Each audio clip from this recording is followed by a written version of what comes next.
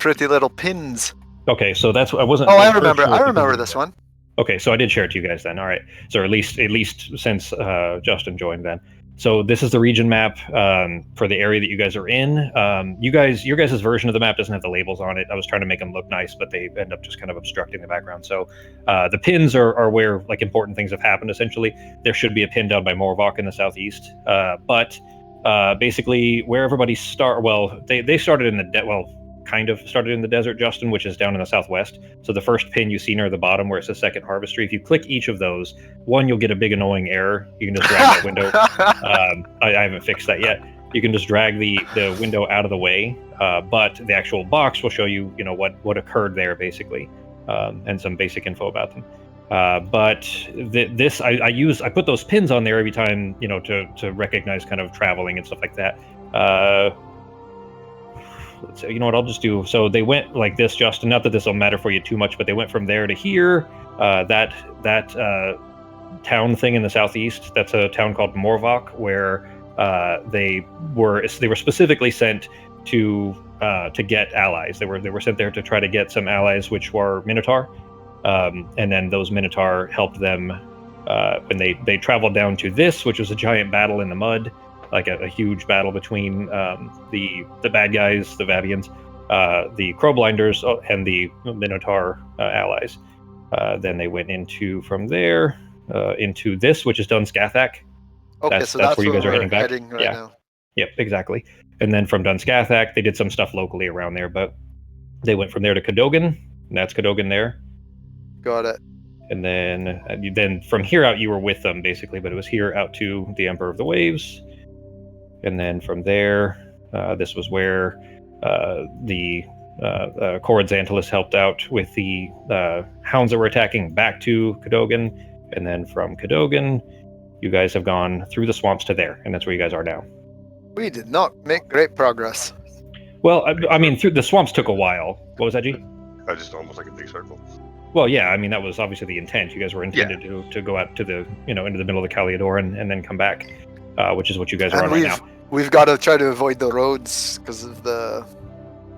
I mean, you guys there isn't any way to not cross them, but yeah, you basically have to cross that road because the Vabian Legion are, of course, going to be there, as well as patrols all over in the middle of that to make your way back to Dun Scathach. So that's where we left off. All right, and another thing too. So Justin, there's 3 moons remaining essentially. You know about one that blew up, right? The white moon that was exploded, and then that these guys blew up. Didn't you guys do that?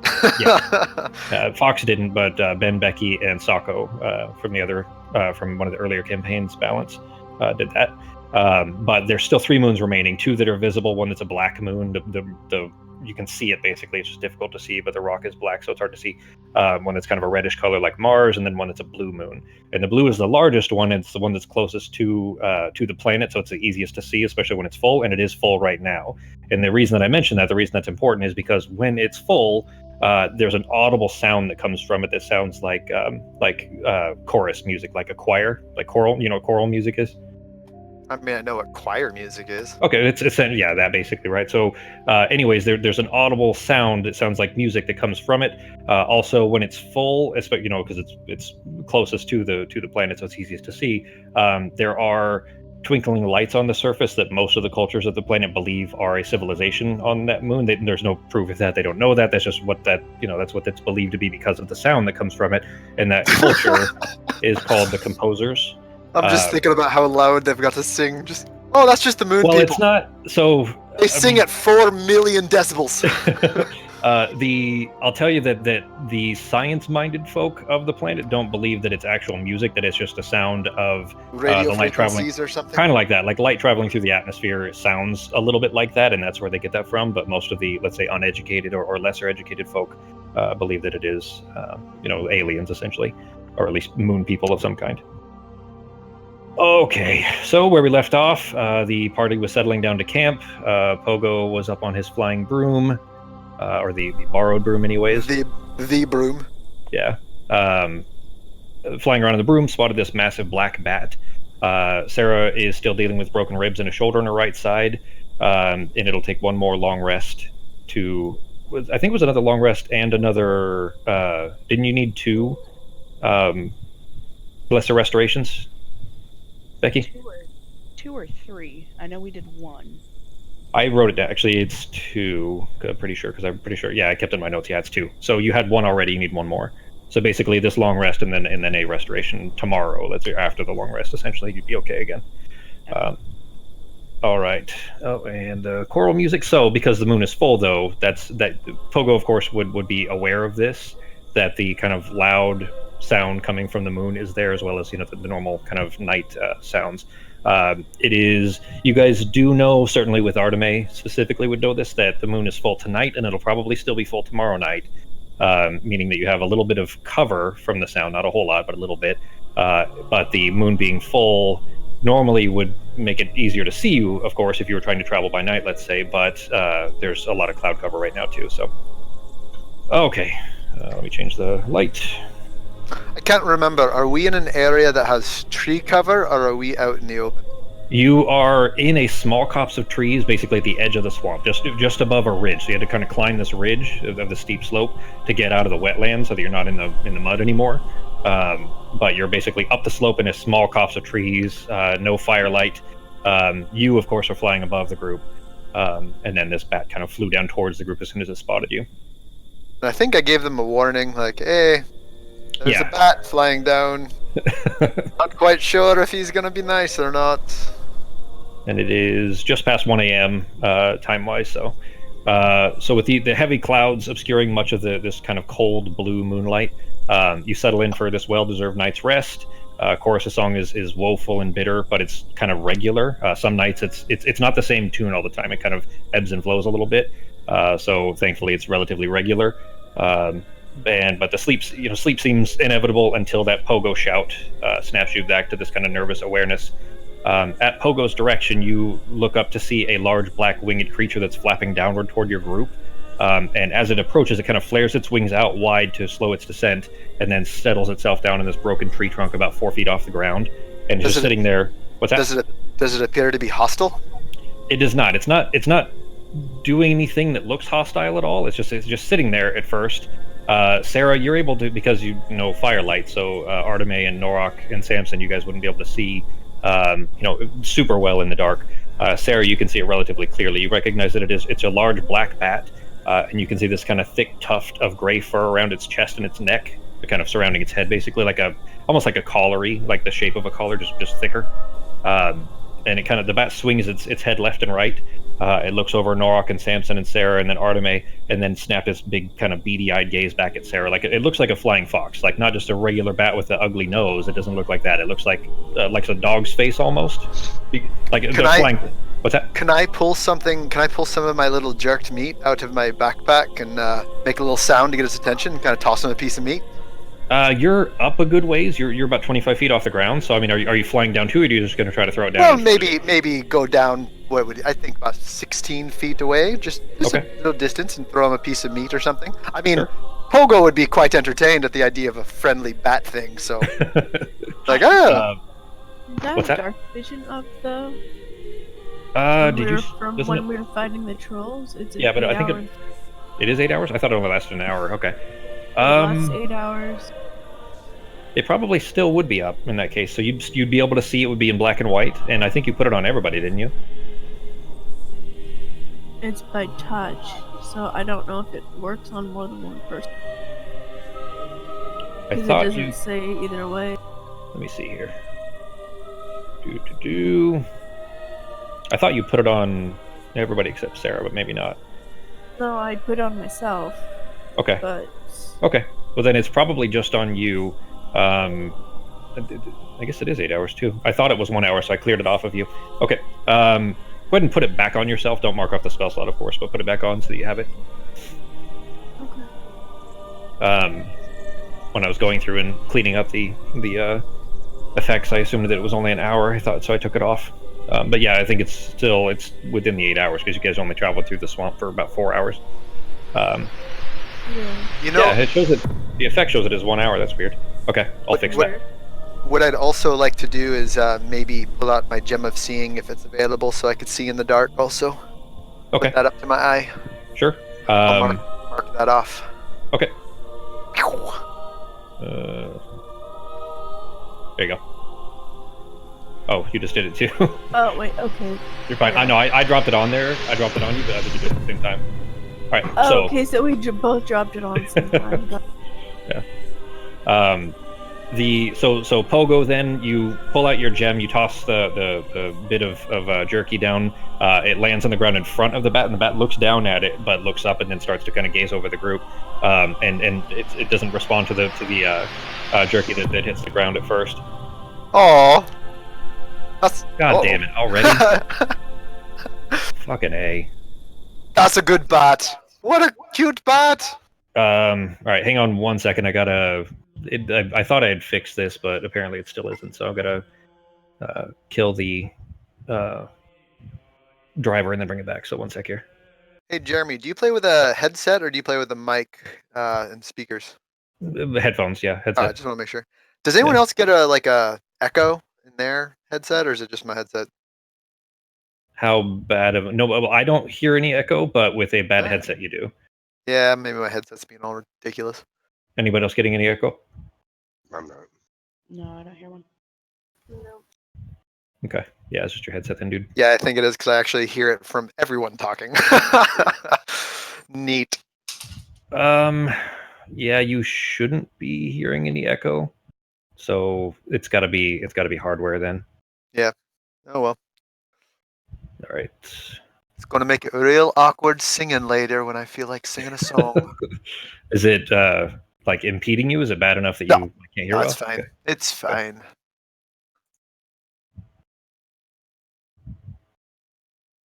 The character art thing. Oh yeah, the rad. I thought that was pretty cool. It's not like it still needs a lot of work. Like of those, Pogo could use some work. Arteme definitely needs a lot of work. Norox is a lot better than it used to be because they finally made one that didn't have hair, so it was like a shaved head. So that one, like the previous one, I had used the closest that I could find to it, but it was basically just hair that I had changed the color of to try to make it look like it wasn't there. I feel like Pogo might actually be too tall in that. Both Pogo and Sarah are like 6 inches to a foot too tall. Because they would be about half of Norok's height. So yeah, we're so tiny. Almost ready. Pogo's excited to maybe get somewhere where he gets to talk to some people and be social a little bit. Maybe steal some shiny items. And not be surrounded by constant fucking chaos. Just for like a day. Just one day. Pogo, I think, is probably... He feels really good after that nap. I think that was probably the best sleep he's had. Like, pretty much since he got on the ship. Sleeping in the backpack. Cuddled up like a little babe. All right, that is back. I'm gonna have to leave the chorus one off because that one takes me a second to set up, and having to restart this machine really screwed that up. So it's a pain in the ass. This one, it's a secondary machine that I've set up a couple of times basically, but the audio driver keeps crashing. You should just get like an old tape player. Just click.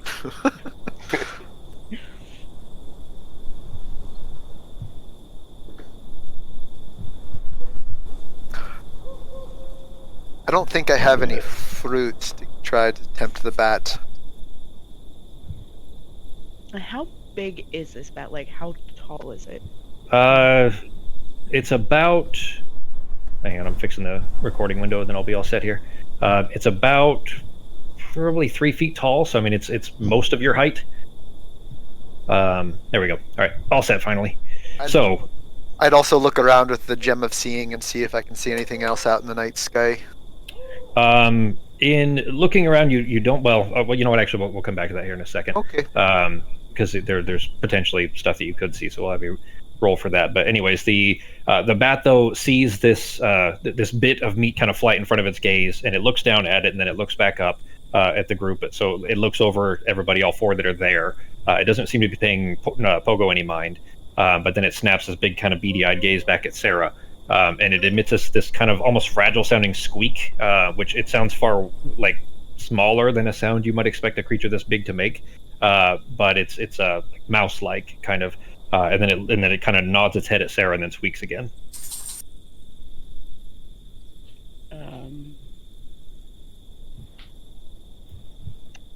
Okay. I'm gonna look at Artemis and be like, "Do you know how to speak bat?" 'Cause I don't.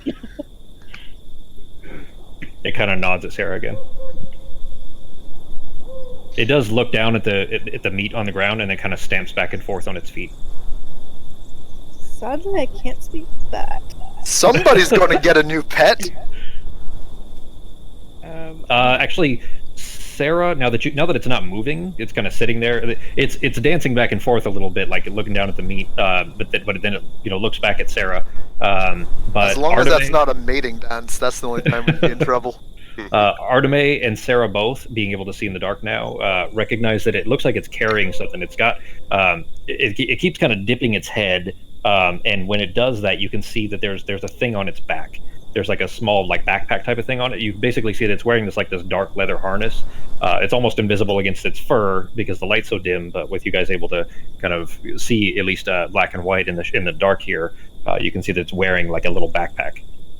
Okay, I gently approach it and try and see what. Try and do what? See what's in the back. Okay. As soon as you step towards it, it kind of screeches and lifts its head back up. Cute little bat. I'll walk up to it. Okay, Sarah, as you approach, it dips its head low, specifically kind of exposing the thing on its back, and you can see that it's got a backpack on essentially. All right, I will, I guess, reach into the backpack. Okay. As you kind of lift your arm over its back, it kind of keeps lifting its head up and rubbing its head against your arm, like rubbing its ears against your arm, like a cat might, like it wants to be petted. You reach into the backpack, though. There's a small cylinder in there, about 2 inches in diameter, maybe 10 inches, a foot long, like a small scroll case. I kept the scroll case that had the thing in it, right? You did, and that's bigger. Yeah, you kept the scroll case, and that's bigger anyways. That was about probably 5 inches in diameter. This one's a lot smaller. Okay. This basically it's similar, like it's a scroll case, the kind that a messenger might use, essentially, a single page. Okay, I will take it out and I guess open it. Okay. When you pull your hand away, the bat kind of squawks again and is kind of dancing back and forth again, just sitting there in front of you. You open the scroll case, and inside there's a rolled up piece of parchment inside. It looks like there's a quill pen at the bottom. Alright. Does it say anything, or is it just a blank? Can I use Mage Hand to try to pet the bird? Can it just get close? The bat, just kind of get close to the bat? Yeah, gentle, you're within 30 feet. fragile. Yeah, you can. Just a little. Your Mage Hand is visible, right? Yes. You don't have the. There's a I was gonna say, like, if it wasn't, that would be pretty fucking cool too. Well, there's a class ability for, I think it's one of the rogue subclasses that can make their Mage Hand invisible, which was pretty cool for pickpockets and shit like that. But yours is visible. Awesome. So you bring it up kind of behind him and can go to pet it, and it kind of flips out and turns itself around so that kind of flares its wings out. Looks first very confused. Give me an animal handling check on Pogo. And just let me love you. I just share. No, that won't do it. You got that right, Becky. Yes, I just haven't read it yet. Okay. The bat though kind of flares its wings back and starts flapping him in the air like an angry bird. Okay, I'll pull Mage Hand back as I was like, sorry, just wanted to say hi. I'm slowly losing focus looking around with my gem of seeing, by the way. I'm more or less focused on the bat. Okay. Just give me an Arcana check on Artemis. And then give me a Perception check on Pogo.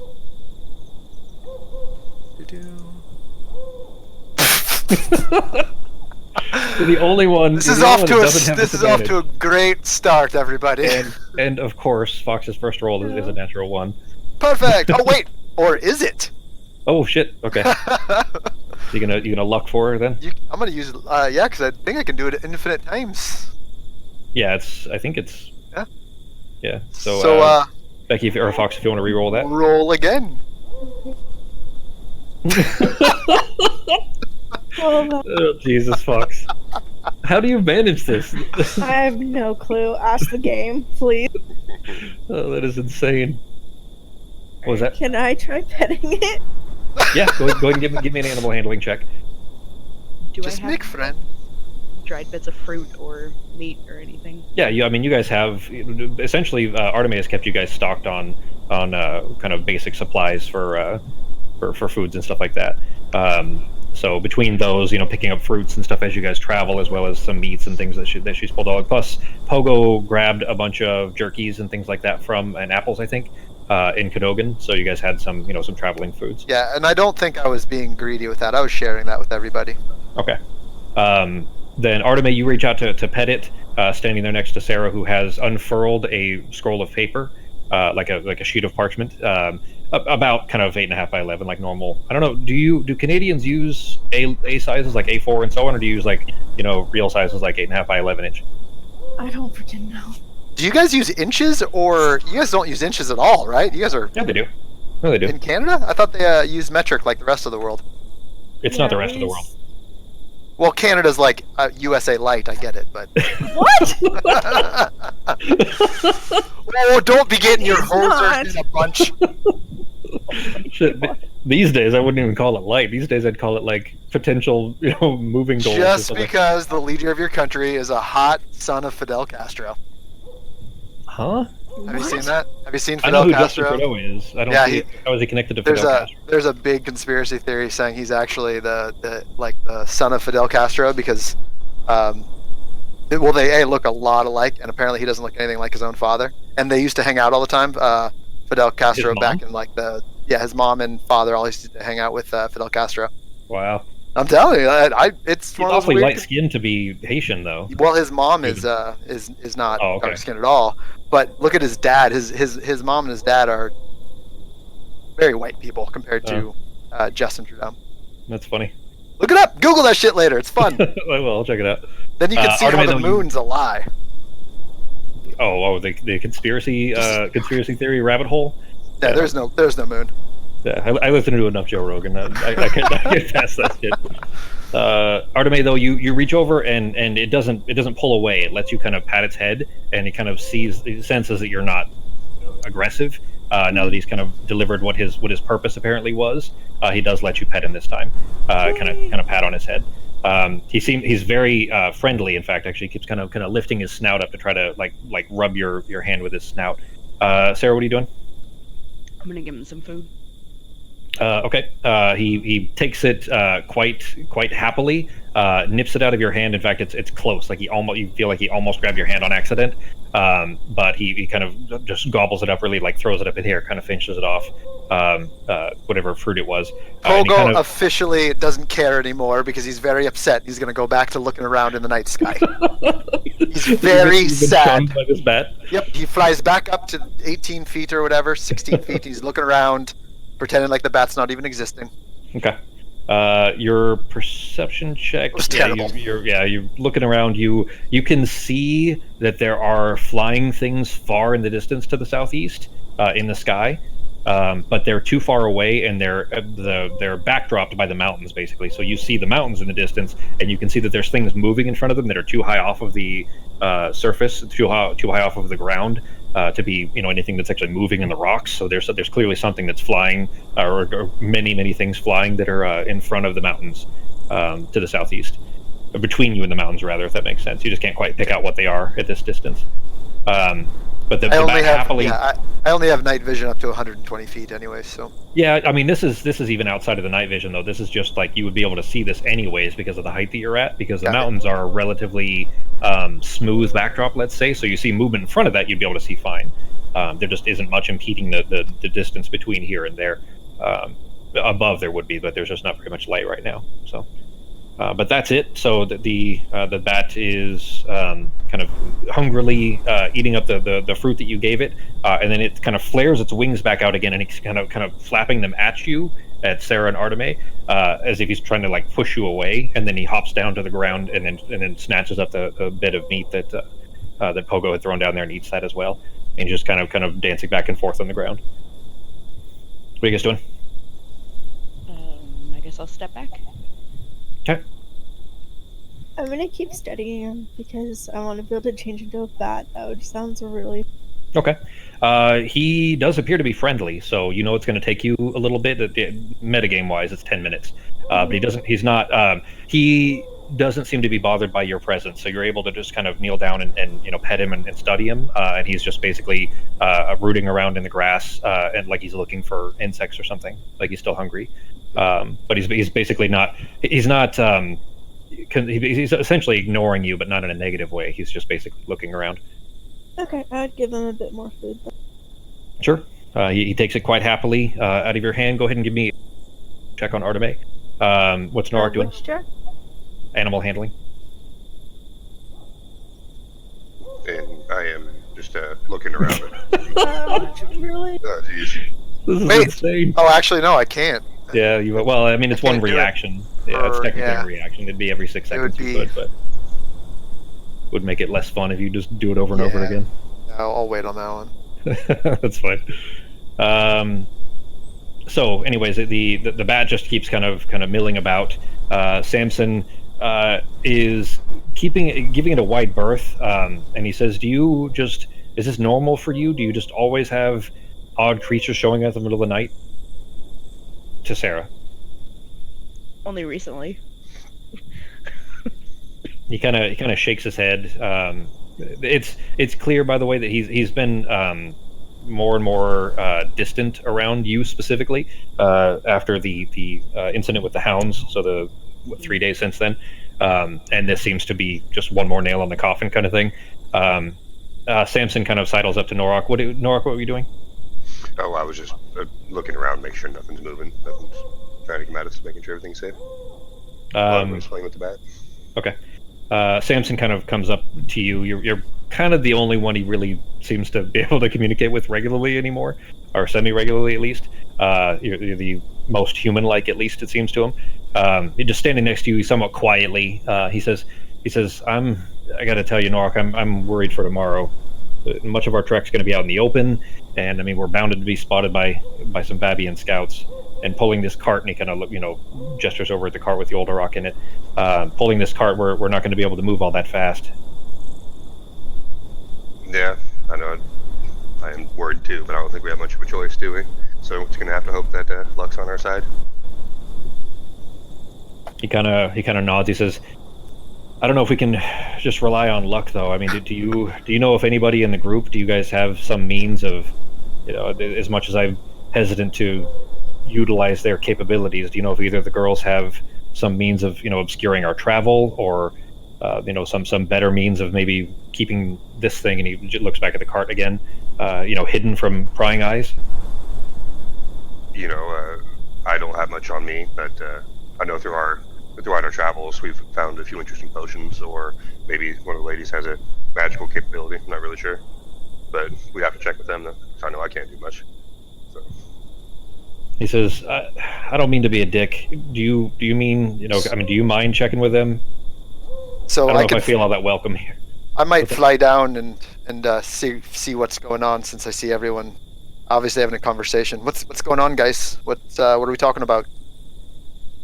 Trying to figure out a way of obscuring this giant cart and ourselves, possibly, instead of just walking straight through when we get to Dunskatbag. Well, I have a spell that makes a person and anything they're carrying invisible, but it only works for an hour. So maybe if you could run, if we get close and I can make you invisible and you could carry it and run, maybe, I don't know. I can make up to 2 of you invisible for an hour. Okay, well, shit, maybe go for a Hail Mary or something. I'm not really sure what we're walking into, so don't know if that's very helpful or not. Samson says, I mean, we've got at least 2 days march ahead of us.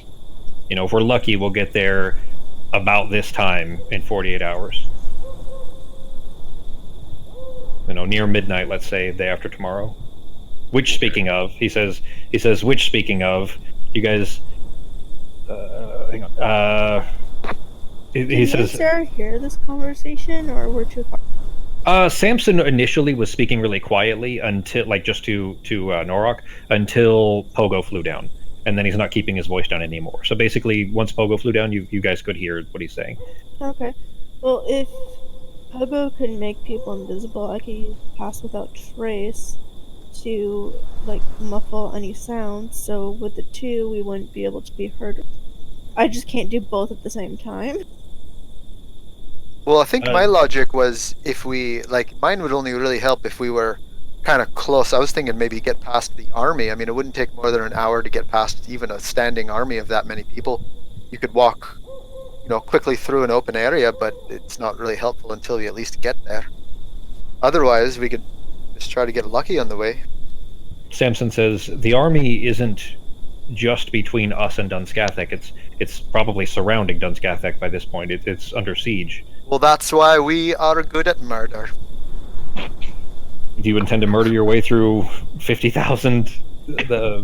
Seat? Well, he probably wouldn't give a number, but what are we at?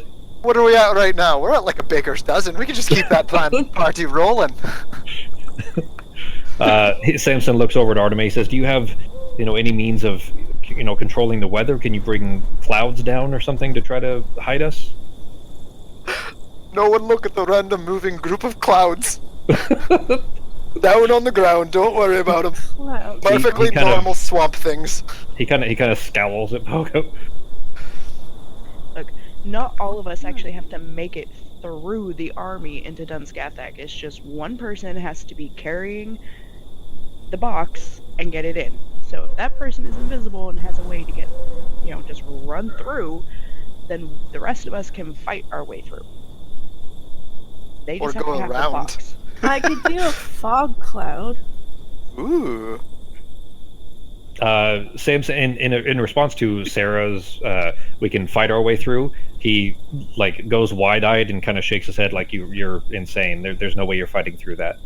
But at Artemis saying I can do a fog cloud, he says yes, like something like that. I mean, if you think that would work, that would be fantastic. But I mean, it's foggy and cloudy enough on the ground in the morning anyway that if we were able to sneak our way through using that, we may be able to get away without too many eyes on us at least. We could. Is there any? I mean, that's a good option. We could also maybe create some sort of distraction, but I don't know how many times we're gonna have to do that between here and where we're going. Yeah, we may need to. I mean, how long can you keep this fog cloud thing up if that were to work?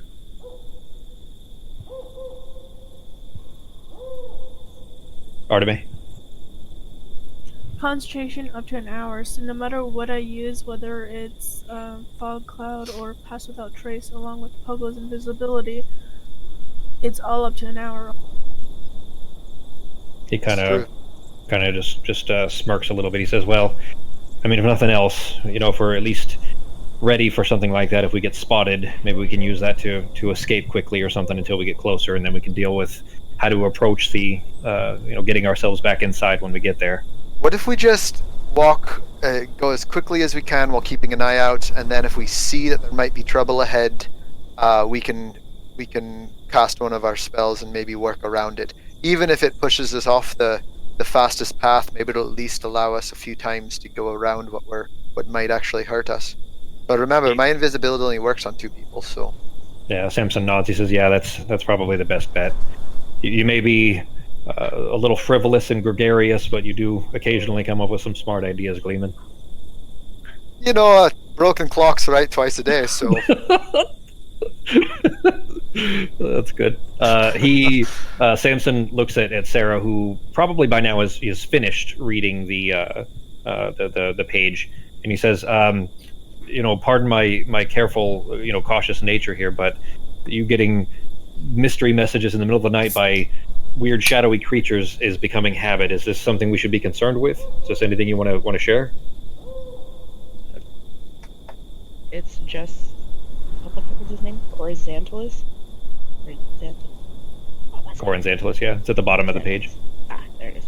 Yeah, no, it's just Coryxanthus letting me know that I need to make it to is that Hyreth? Yeah. Yeah, the tower in Hyreth before the end of. Helberus Assuming it's the is month. the last. Yeah, Helberus is the last month of the year. It's December essentially. He's saying basically by year's end you need to make it there. For Pogo, he has forgotten where we are in the year. So, what does that mean? And as far as like normal Earth time goes. You guys are nearing the end of September right now. Okay, so that's a few months away. Yeah, so it's like 3 months away, like a little over 3 months away. But sometime before then, doesn't have to be any time exactly, just sometime before then. Do you know what matriculation means? No. It's a big stupid word. It's a big $8 word or whatever. It just means enrollment. Okay. So I put that word in there because that's how the character would speak, not because anybody would actually know what that word means. Jeremy's got the SAT guide to Dungeons and Dragons. Learn while you play. I have a significant vocabulary, sure, but I don't expect people to actually know most of these words. So just in case, I usually will, point out what these dumb words actually mean. Matriculant is to Blood Knight as. Sorry. What? No, I was just trying to think of those SAT questions. Gotcha. Oh, like not allegory. What's not ratio? God damn it. I know what you're referring to. There's a specific word for that kind of a question, and I can't remember what it is. Anyways, but that's what that's saying. Yeah, he's saying that you need to make it there by the end of the year. All right. Oh, and it's super creepy that he knows my full name and where I'm from. Just saying. Yeah. So you wouldn't necessarily know why, but that I would say that Sarah would definitely recognize that he knew those things and had you hadn't told him those things, but he didn't know those. It's that damn Equifax breach. Oh, that's good. He bought it off the dark web. Yep. But for the calendar, Justin, if you top right corner, you'll see where where the small buttons are in the top right. The one below the sword is a little like calendar looking thing. Click that. Okay. And that's the calendar. And then all of those pins that are on the map, that's what those connect to. So if you double click on any of those dates there, that's what the info on the dates there are what happened, and then the ones on the map are the ones that were in this region basically. I've actually been doing that this entire time. I just forgot to share this map to you guys.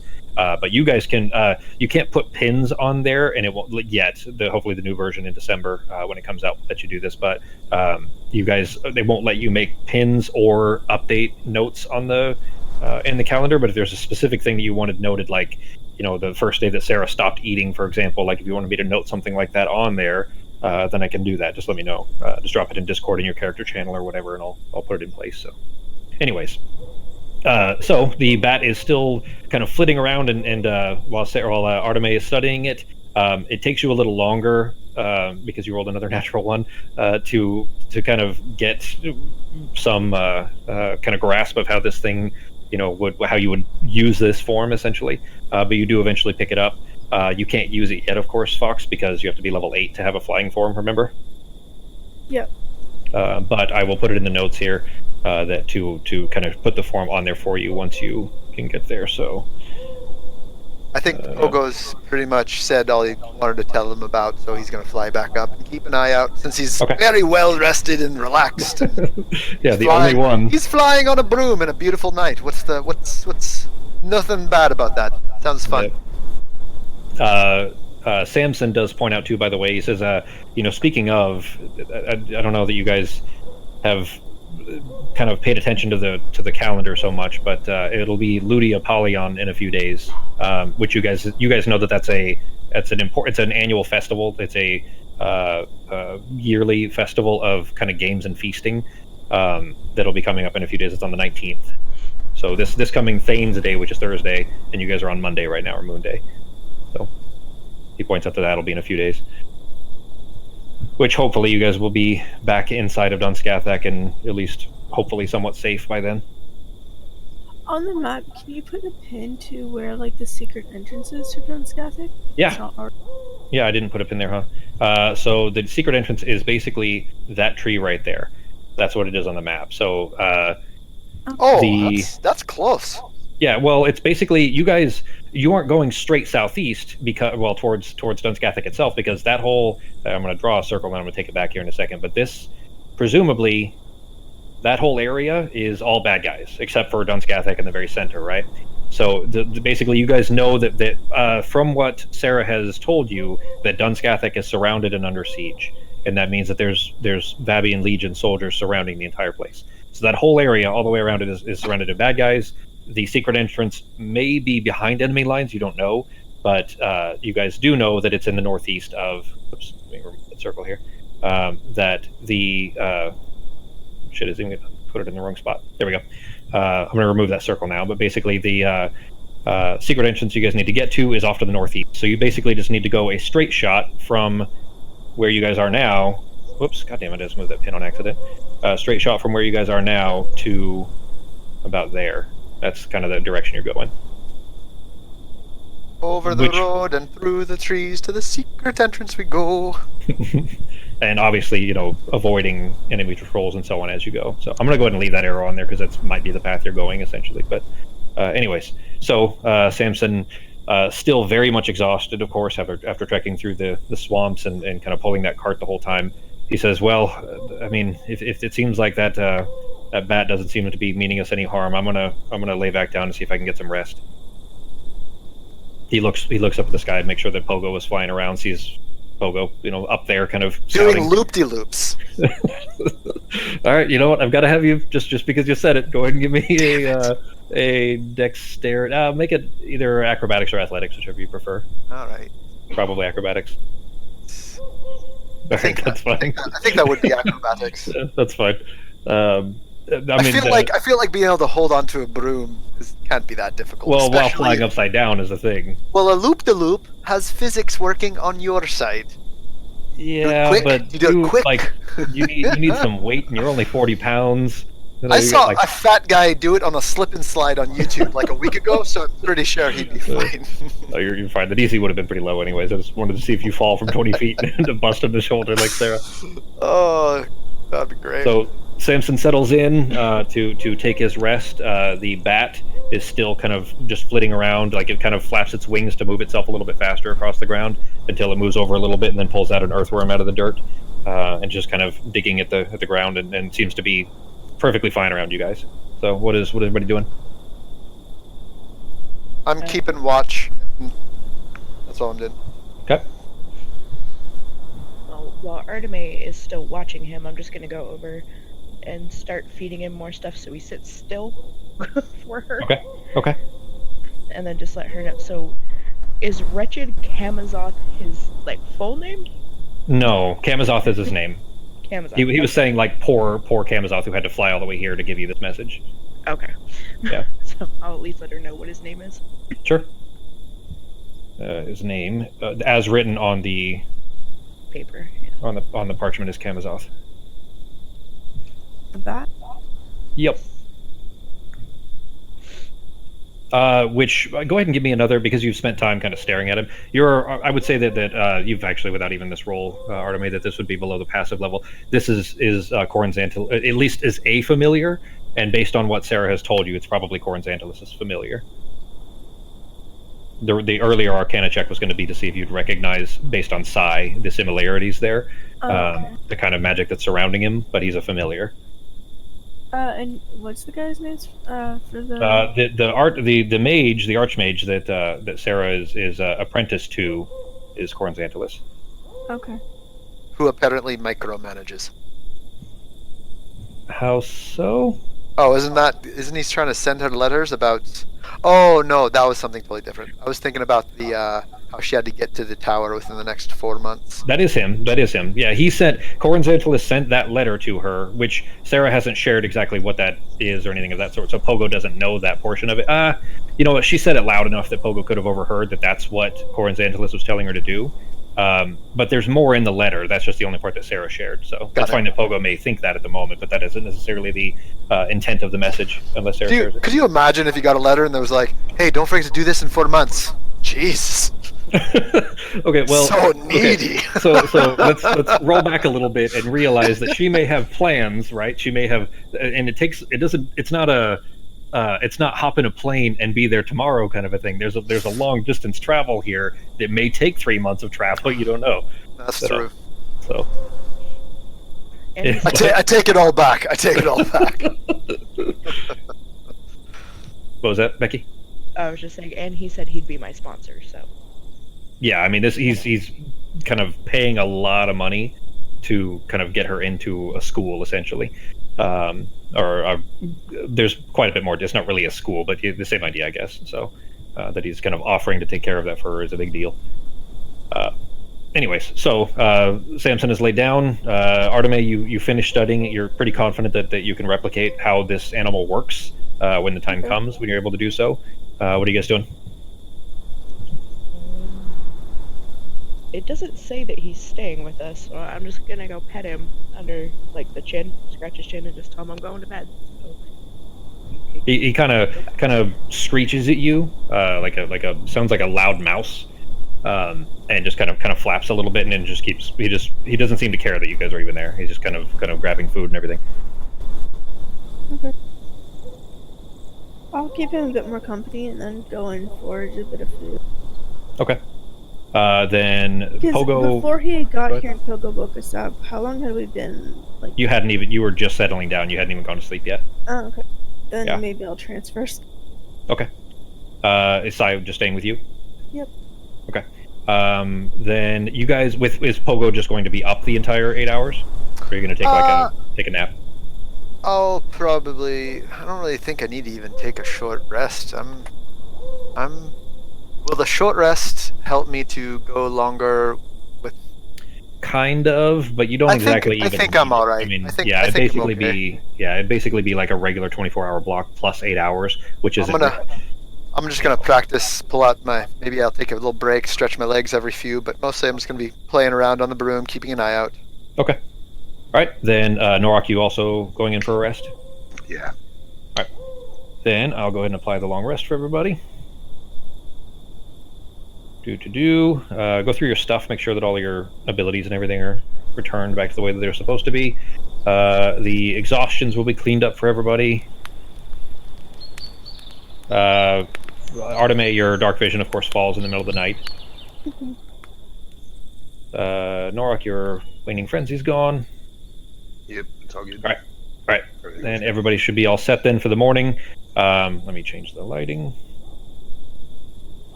So morning comes. Now with the kind of full, regular daylight, as everybody kind of gets up. It's about 8 a.m. now, so I mean, there's been plenty of time to, for the sun to come up over the mountains to the east. The mountains are pretty high, so you don't see the dawn, as early as the rest of the world might, just because the mountain would be behind the mountains. But sun comes up. It is plenty bright out. You can actually see all the way to the road. They're called the high roads. Plural. The part you guys are crossing is only a single road because it comes together, but then they separate again, so they're still called the high roads anyways. This whole region is in the borderlands here. But from here, give me perception checks on everybody except for Arteme. Also, real quick, when everyone was waking up, when I noticed people were waking up, I actually used minor illusion to just make a little spider on Norak's chest as he woke up. just like the size of like a small plate, just kind of on his chest. Okay, you can do one that size. Give me a deception check on Pogo and a probably investigation on Norak. All right.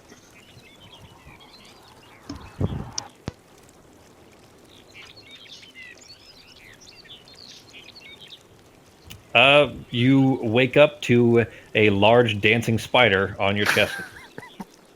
Looks fully believable, very hairy, just quite massive, and it's kind of pulling its oh god damn it, what is the front leg, the arms, the spider's arms, the 10 legs, you know what I'm talking about? Yeah. It's artiphos or something like that is the word. I can't remember it off the top of my head. The 4 legs of a spider, the ones that would be 10 legs, the 9th and 10th legs. Anyways, those things lifted up and kind of looks like it's about to try to bite you. How does Norak respond? It's gonna try to swipe it away, not smash it, but like throw it off me, swipe it away, kind of thing. Your hand just passes right through it. And Pogo's just gonna start busting up laughing. All right. That's a good way to wake everyone up in the morning. Wake up with a smile. They're called pedipalps. I was way off. Anyways, yeah, I had to look it up. There's a lot of times I just think you're making up words. I had to look it Oh up. man.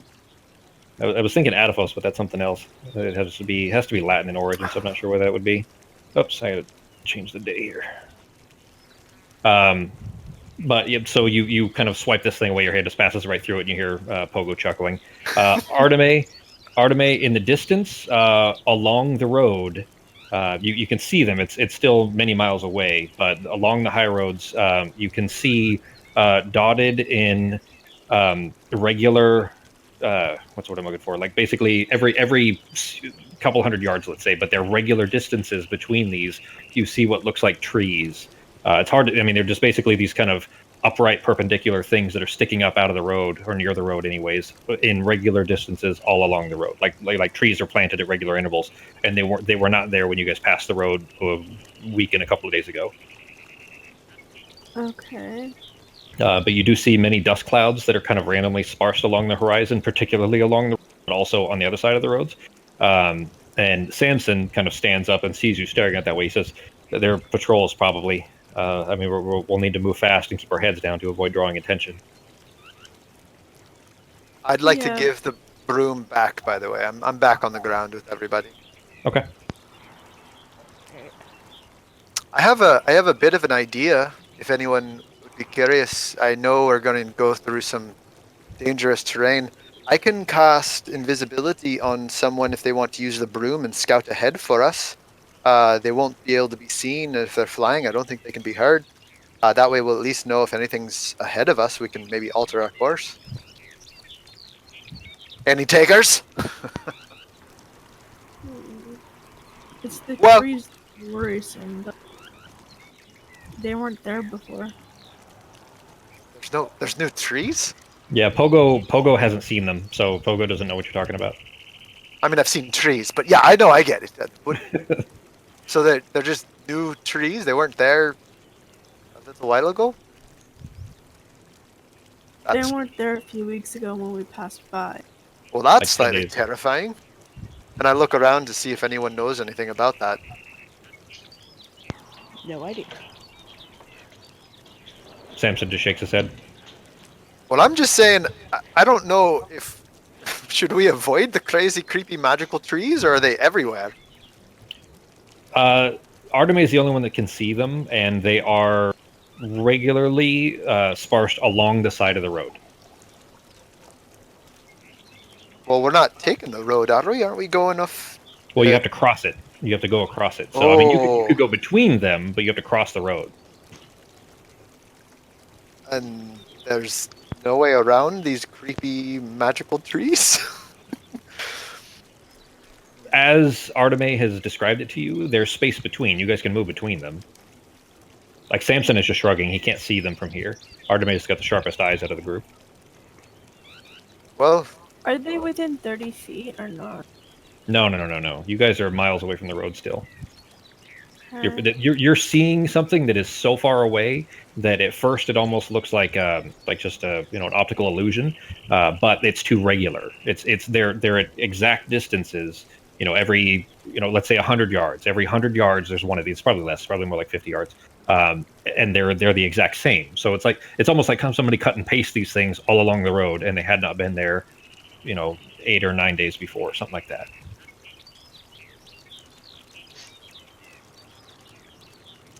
And then, of course, there's spots of like dust clouds all over the place, which you guys assume are probably traveling patrols that are moving up and down the road. So those are moving all over the place, and on the other side of the road as well, stirring up dust. So not just on the road, but also basically all over the place are these kind of sparse dust clouds that are obviously people traveling, which you expect are probably bad guys.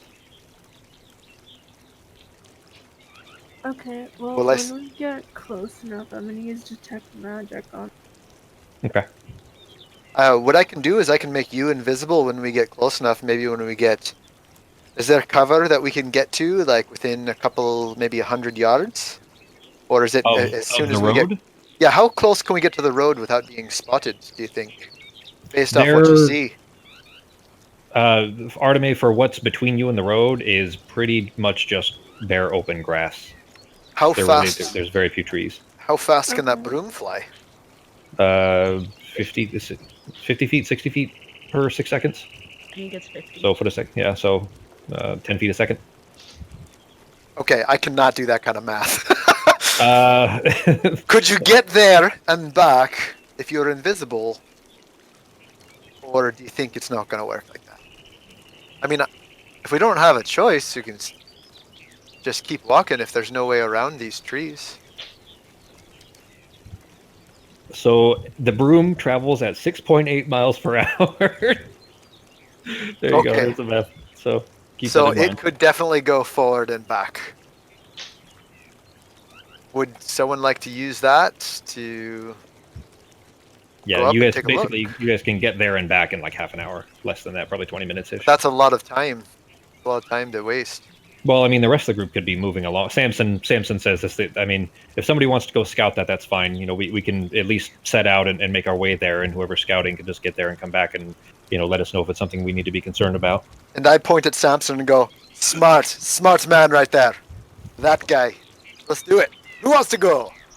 Who wants to check out the trees? Awkwardly cat and paste along the road. Sam says, I don't think that thing will hold me, or the big guy. He looks at Norak. Yeah. Yeah, Norak, you're pretty much landlocked, my friend. I don't have the best eyes, so probably not me. Well, I guess I will then, and I'll use detect magic to see if I can figure out what the trees are. Okay. Then are you turning yourself invisible, hopping on the broom? Well, Yep. I can't do that if I'm gonna use detect magic. I don't think. I think Pogo offered to turn invisible. Is detect magic concentration? Well, It is concentration. mine's Yeah. concentration. So it's Wait. detect magic, so I can't do both at once. Question: how long Yeah. does detect magic last? Because if you cast it when you're too close, you won't be invisible anymore. That's true. Up to 10 minutes. No, but Pogo said he'd make me invisible. So if he makes me invisible, then the concentration effect would be on the concentration for my invisibility would be on him, to which Yeah. I would then be able to use But- detect magic. But it will make you visible as soon as you use detect magic. Yeah. So Oh. so it's tech, 10 minutes. yeah. So is there any way if you say go up, and no, well, they might not be able to attack you, but it'd probably be pretty dangerous. What if you just did a quick visual reconnaissance? Maybe not use detect magic. Maybe just figure out what we're dealing with. And Arteme, you do realize too, by the way, that when you're close enough to something, as long as it's not hostile, you can usually, if you spend a little bit of time with it, mechanically, this would be an Arcana check, test if something is magical or not.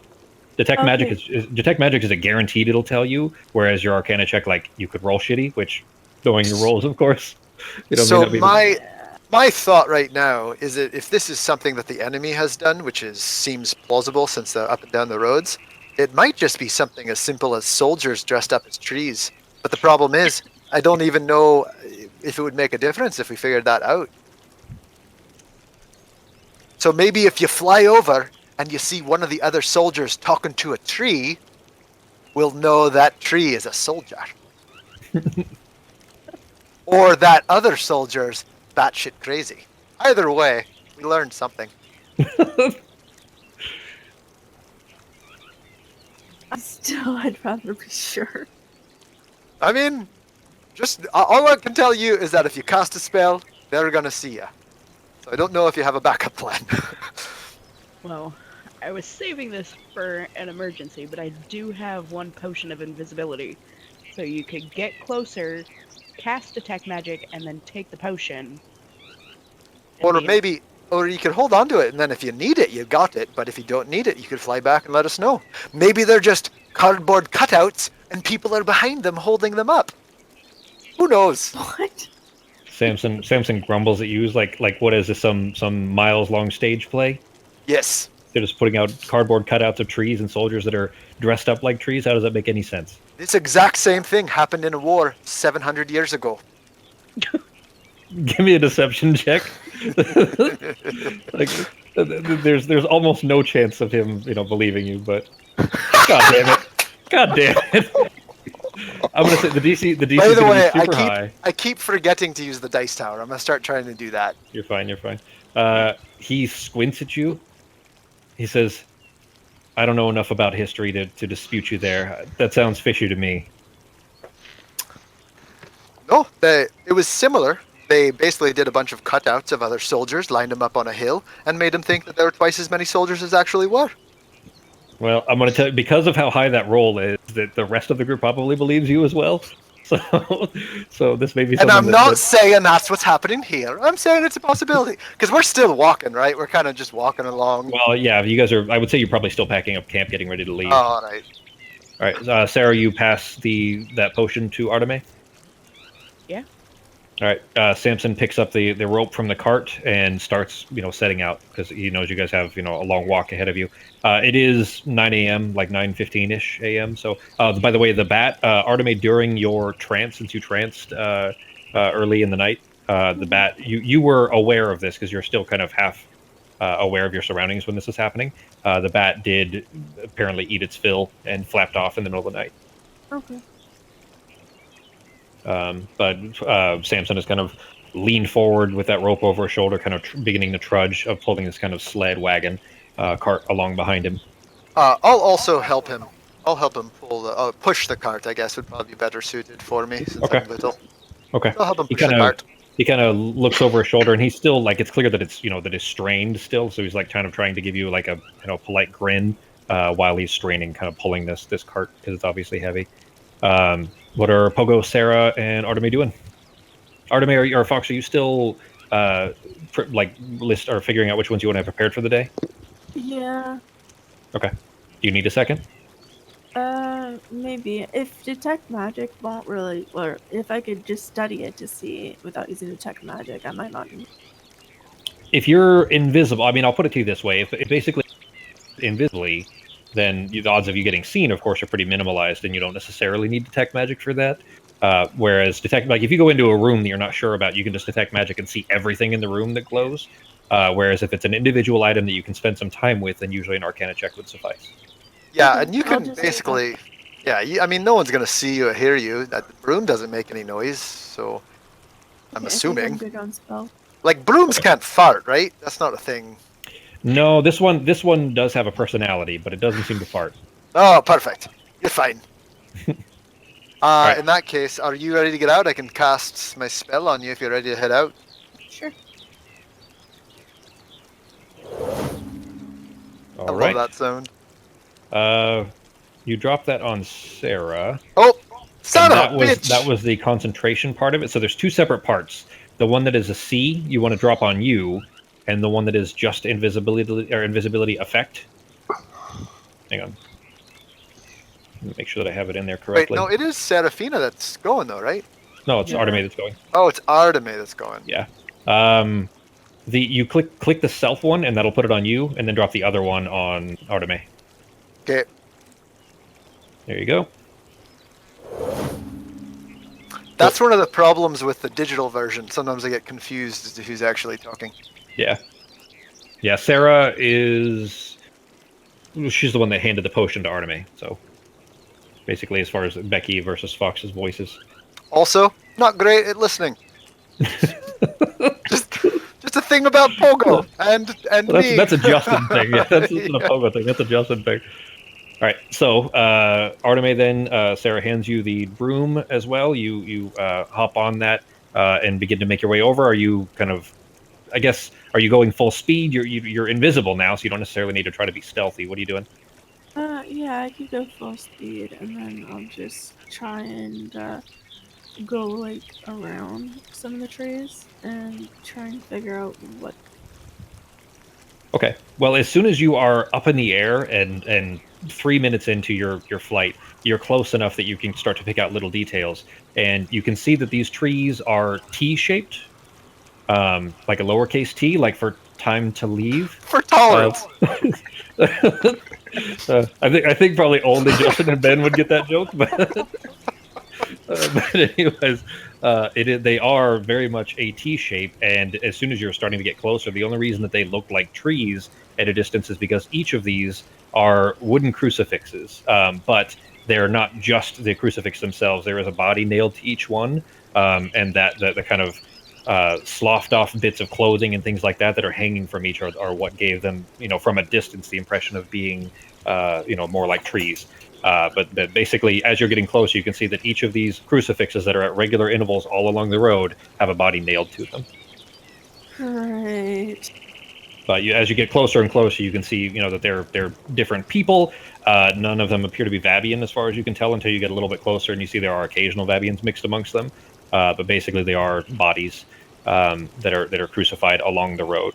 And the road itself, now that you're close enough to be able to pick out details of this, it is destroyed. You guys crossed this road, 8 or 9 days previous, and the road looked pretty normal, but it is stamped out much wider than is normal, meaning all the plants, the grass, etc., on either side has just been obliterated from what had to have been, because of the refuse on either side of the road and so on, a large force that is traveled along the road.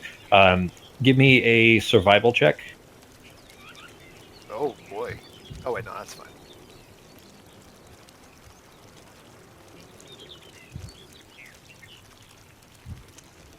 Let's see.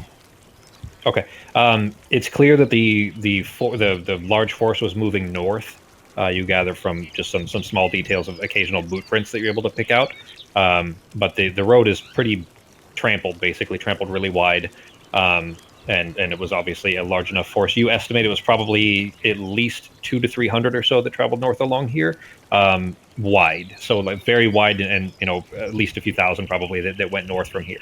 You do know that north of here is the Reach, which is I don't remember if Arteme was part of that conversation. Fox, do you remember the Reach conversation about the Reach? Entirely. Okay. So in a conversation with Pepperjack previously, Pepperjack and Quill actually, you had heard that they at least thought that the Vabian Doman's goal was to take over the Reach for food, because the Empire cut off their food supply. Remember, so the Empire cut off their food supply.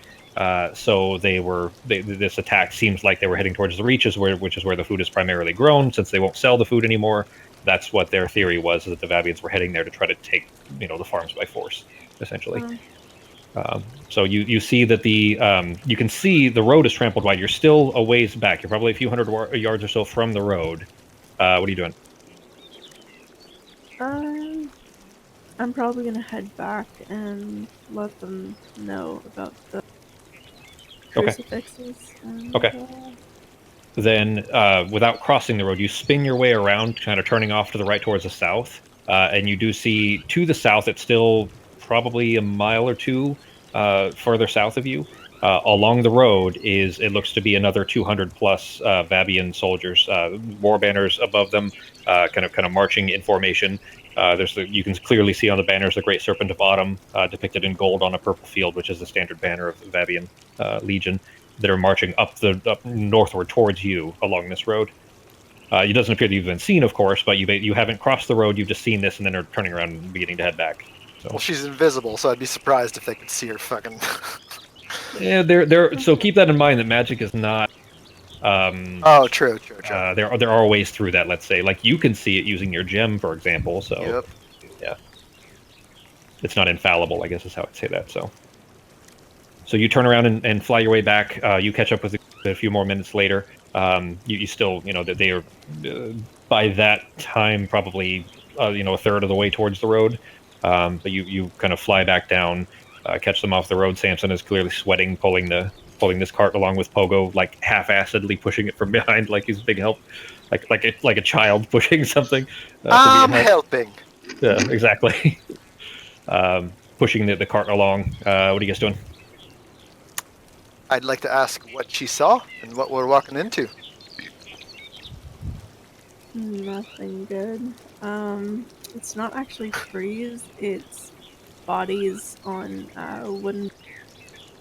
Well, this adventure just keeps getting better and better and better. Samson kind of shakes his head. He doesn't say anything. He's pulling it. It's clear that it's he's having to put most of his effort into doing this, so he can't really talk well. Bless you. And there's the army seems to have gone. What was it, north? And then there is another army. Yeah. And then there's another army or regiment coming from the south, somewhat far off at the moment, but still. Well, are we going to be able to get over this road and into some cover before they get there, or how far away are they? Should we pick up the pace? Run! Run, Norok! Pick me up and carry me! I'm getting nervous. Based on the distance you saw, Artemay, you would, if you guys are walking at a similar pace to what the army is marching, that company that is heading north, meaning you'd probably hit there about the same time if you kept this exact pace. Can we run? Can we jog? Can Norok help out pulling this cart, maybe? Which means we would have to technically pick up the pace a bit and then try and make it across. Or Without them seeing us. yeah. What's the weather like? Is it currently foggy? It is very heavy clouds. It's not raining yet, but it does look like it's going to rain at any minute. Well, that will help a little bit, but we may want to try. Do we have anything that can help disguise us, so at least they can't see us if they're maybe further away? I'm assuming, are we speeding up now? Are we starting to go at more of a quick pace? Samson grunts and kind of slows to a stop. He says, I can't really speed up much faster than this. This thing is it's heavy. Would it go faster if Nora carried it instead of dragging the cart? He kind of smirks. He says, yeah, I mean, I don't like to admit it. He carried it enough already, but yeah, I mean, it would be.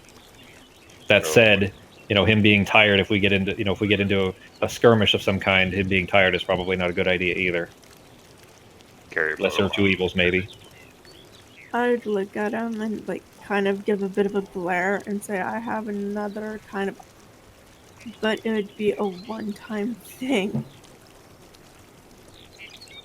He kind of squints a little bit. He says, what do you mean? I could pull it for about 3 hours, but I won't be able to use any other spells of them. Is this some druidy thing you can do? Pretty much.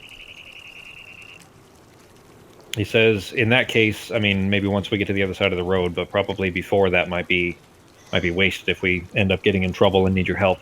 Yeah, maybe we could use that to just run the hell away if we need to. This army is probably, Maybe. if it's like a normal army, they might not even really care about 4 random stragglers with a cart if we're trying to obviously run away from them. We're not fighting. I mean, they might pursue us a little bit, but I doubt they'll send the entire regiment after us. He kind of smirks a little bit. He says, that would usually be the way, but the Vabians are, well, they're not known for, let's say, leaving survivors. Man, you really know how to choose them, don't you? Well, I say we at least hurry up for right now and see if we can get there as fast as possible, unless anyone else has any ideas. Tell you what, I have a small idea. If we get up and closer, I can, if they do at least get close enough to us, I can create like an illusion in front of them to maybe buy us a little time. But that's the only thing I can think of. How significant of an illusion can you make, Lehman? Well, let's see. I could make like maybe a naked dancing girl, or like maybe a. Can you? I don't think you can. What's the size of it? It's a 5-foot cube, so it'd be a small. Okay, so it'll be a halfling. It'll be a small halfling dancing naked girl. But I can only do it 30 feet away, so it's gonna be real close. So Pogo's gonna be standing off the side of the road, pointing in the middle of the road at the naked dancing girl that he's created. Okay. It at least maybe confuse him for a few seconds, but mostly I think if we all just try to get this cart, because this cart's really what's holding us up. Maybe you're still invisible. You could. I don't know. I'm scared that they might be able to see through it, but maybe if you created some sort of diversion over, west of the road, maybe you can at least catch their attention and fly back. Constructive criticism is always welcome, everybody. Samson says we got to figure something out. If we're just waiting here, we're gonna end up stuck or walking right into them anyway. So we better figure something out. I What mean, do you think? we can hide back, just hold off a little bit and try to obscure ourselves with Arteme. Did you prepare that fog thing you spoke about? Yep. So maybe How we wait off on one side and do that until they've passed. I don't know. how I mean, dark that would work. But Becky, how dark is it? um, think of a really dark, cloudy day, like thick storm clouds, but it's not raining yet. So if I do fog cloud theoretically, if There are when you flew around, you could see that there are dense, foggy areas, especially around the lake. This lake that's you guys are kind of getting close towards on the other side of the lake, the road or the high roads here is called Laudurg, and that's basically all shrouded in fog. And then all of the lower depressions in this is like it's all relatively flat now that you guys are up off of the slope, but there are occasional like valleys, almost like small valleys, and those are all filled with fog. So I mean, fog wouldn't be too abnormal. It's kind of a chilly morning with thick cloud cover and foggy. If you guys want, I'll take the broom and go cause a distraction for them. I don't mind. Sounds kind of fun. if that would be a suicide mission for one, and for two, if we go to one of the patches of fog, I could add my fog cloud, and if it's dense enough, Sarah could do her darkness. Was it? And then we would be completely invisible to. Doesn't darkness just make a solid black circle? Yeah, black sphere. The problem though is you didn't see any patches of fog on your side of the road. Okay, so we'd have to get across before they got here. Yeah. Well, technically, I could extend it. Like, I could make a foggy patch extend to the road. How big is the area that you can cover in fog? 120 feet, and for every spell slot over 2, it goes to. Sorry. When you cast a spell using a spell slot of 2nd or higher, the radius of fog is increased by 20 feet for each slot level above 1. So the range is 120 feet. The radius is 20 feet. Oh, radius. Sorry. Yeah, Okay. it's a 40-foot diameter sphere that you can cast it at a distance, and that's what the 120 feet is. But basically, if you cast it on yourselves, you guys would have 20 feet on either direction of you. All But the I way could around. increase that to 40 or 60, depending. Yeah. But I mean, you guys would all fit within the regular first level version of it Okay. for up to an hour, and you guys could have it follow you because you can put it on yourself basically, a point within range. So if you put it on the cart, for example, then you would have this big 40-foot sphere of fog that follows you. Now, Okay. looking around, would that look weird, or would that fit in with how the weather is like today? It would fit in by the lake. Yeah, it would. Well, the closer you were to the lake, the better it would be. This side of the road, it's going to stand out a little, but if you're not close to the road, But if we speed No. up, we could get pretty close to the lake and then cast it. I think that would probably Well, work. no, I would cast down the side, so it would look like the fog is going towards the lake, which would be fine. you're not even close. So the lake is 4.5 miles away, and you have a 60-foot sphere at most. So like you're not close enough to be able to get close to the lake. There aren't any fog patches that are near you, but there are fog patches. If you still have the map up, anybody still have that map up? Yeah. I do. Yeah. Okay, so basically, from what you saw, Artemi, when you were flying around, that whole area is covered in fog, and you knew that the lake was there, and you could still kind of see it, but you guys are still quite a ways away. You're basically at the green pin on the left side, almost. Yeah. Let's Yeah. everyone grab a hold of this cart and let's just fucking do it. Let's get through. We'll run north, and then east. We'll get into the fog just a little bit, and then we'll maybe miss the soldiers. I'm saying if you could get to like here. Yeah, You get to near that. the edge of that. Yeah, I mean, Yeah, you guys could, if that's your goal, you will need to do a forced march, which will mean some endurance checks, some concentration, constitution checks rather, to try to get there as fast as possible, which does risk getting exhaustion levels. But I mean, you can try. I mean, that's probably if no one wants Pogo to go just try to go 200 feet away from them to the southwest and start yelling some shit about their mothers and then fly off over the ocean and loop back around. Samson looks at you. He says, Miss Arteme was right. That's a suicide mission. As much as I might appreciate that kind of a sacrifice, and the way he says that it's clear that he's saying like go ahead and kill yourself. Yeah. But he says that is really just going to be a suicide mission. All right. You're at least marginally helpful. So.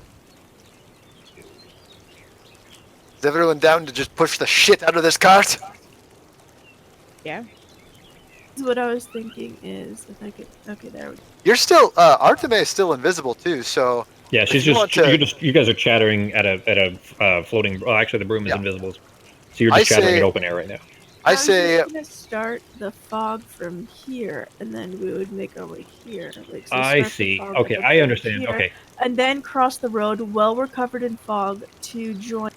Okay, so it's just a fast-moving cloud of fog that just disperses into the other fog if you get there in time. Yeah, but if you saw that from a distance, yeah, from a distance, it would seem that fine. Yeah, Samson kind of agrees. He says that sounds like it would be maybe our best bet, because otherwise it's going to be sitting here wasting time while the army passes by, and who knows how long it's going to take them. You know, it might be hours of us watching them march and not able to move, and that's just hours we can't afford right now. Mm-hmm. Okay, well, then in that case, Norok, I'm sorry to even put this on your shoulders, almost literally here, but do you mind pulling and then the rest of us push? You're probably going to be the fastest at it, so. Okay. All right. Then, anything like, anybody need like, you know, a drink? Anybody got a coffee, a Red Bull or something first? No. No, but I think I would like to. How long are we going to be doing? Like, obviously, Pogo would know, but how long are we going to be doing this time-wise? How long is it going to take before you make it to the lake? Yeah. If pulling that cart, you probably can make maybe half of your running speed. So it's going to take you a good solid 90 minutes. Okay. To make it that far. I'm just checking to see if general walking is like 8 miles an hour. So I'm just checking to see if anything would be helpful here. By the way, if it matters, Pogo's in great shape, by the way. He's a fucking stud. He's only 3.5 feet tall, but he's a fucking... with the strength of 7. With the strength of 7 large cats. Yeah, he does a lot of cardio. Doesn't do a lot of lifting. Yeah. So I'm down. Let's do this. Let's do this, everybody. All right, then you all set out as fast as you possibly can. Norok kind of pulling the rope up over your shoulder. Norok, the outset of this, you're running, just as fast as you can possibly make it, and the cart is almost bouncing off of the ground behind you with the Old Rock bouncing inside of it. The Old Rock still manages to stay, nestled in. It doesn't seem like it's going to, be at risk of falling out of the cart. But for the initial outset, Norok is just pacing all of you. So especially the two halflings trying to keep up behind and push on the cart is a joke. You can't even keep up with the cart. You're just kind of trying to run along with your short little legs. Well, that's kind of good news. That we're probably not going to hurt ourselves too badly. Well, okay, but this is Norok trying to sprint as best he can, assuming that's what you're doing, right, G? Yeah. I mean, we can tell. I'm assuming Norok's smart enough to not just leave us like the fuck back there. Like he's staying roughly with the group as fast as we can go. But maybe we could. Maybe we could jump on the broom, or is that too much weight? Yeah. I would say if we're not going to be pushing. I feel like as soon as we see, as soon as Norok starts taking off, we're probably going to start trying to figure something else out here. Oh shit! All right, then Sarah and Pogo jumping on the broom? Can we? Yeah, I'll jump off. Okay. All right, then what is Arteme doing? Samson is pushing, like, he's behind the cart and pushing as best he can. I guess I could try. Oh, god damn it. But... That is the it's fucking okay. I need to take a break. break anyways. I gotta use the restroom. Okay. BRB. All right.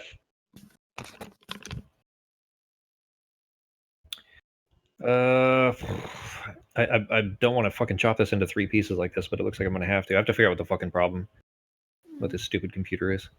What was Arteme doing though, Fox?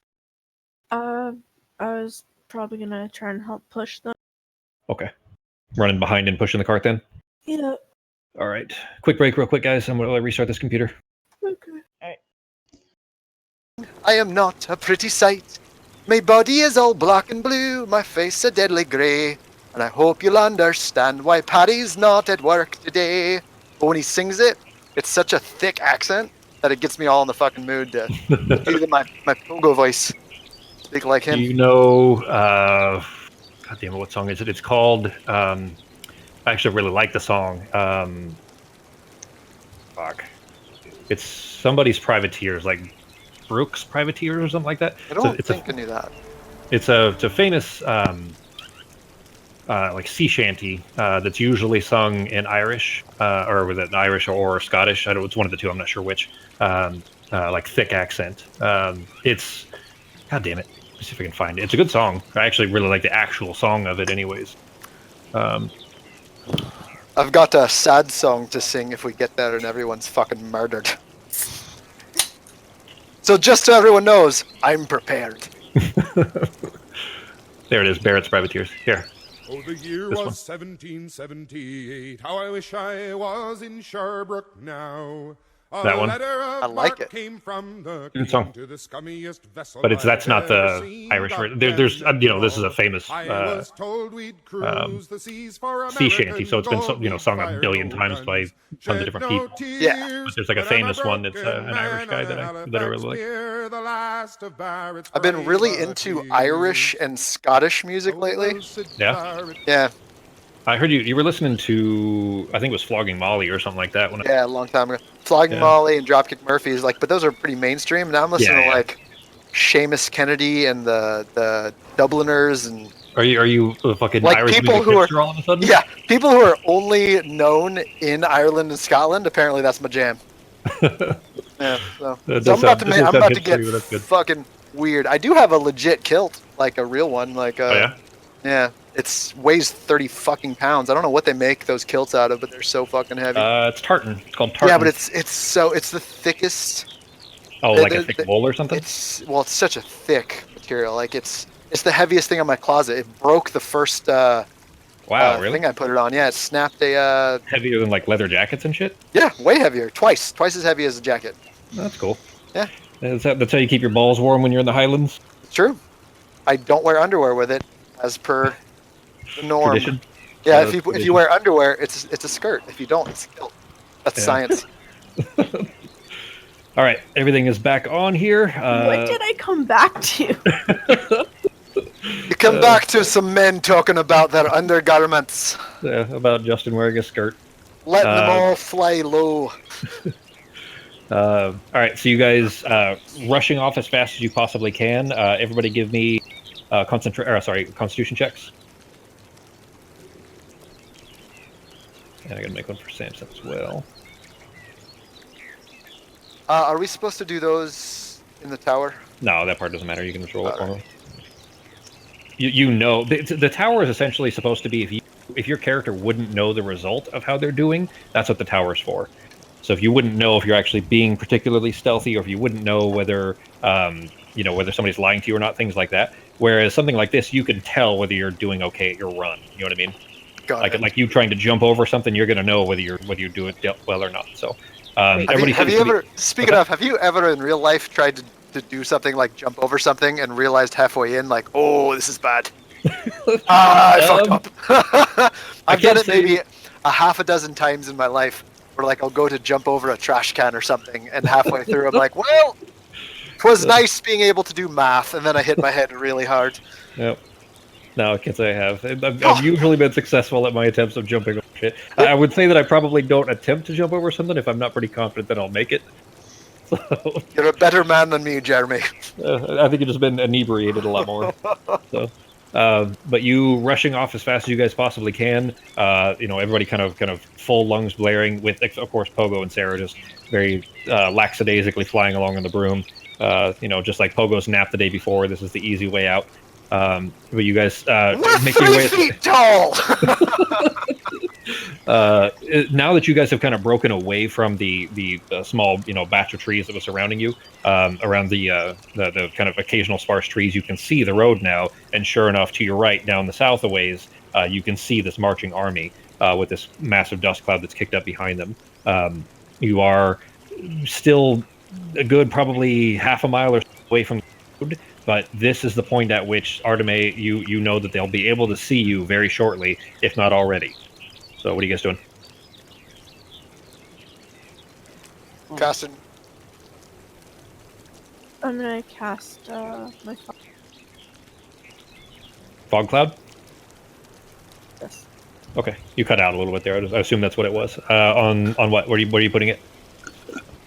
I'm gonna cast it on the orb on my belt, like the one I normally cast. Like Okay. All right. Then a massive, thick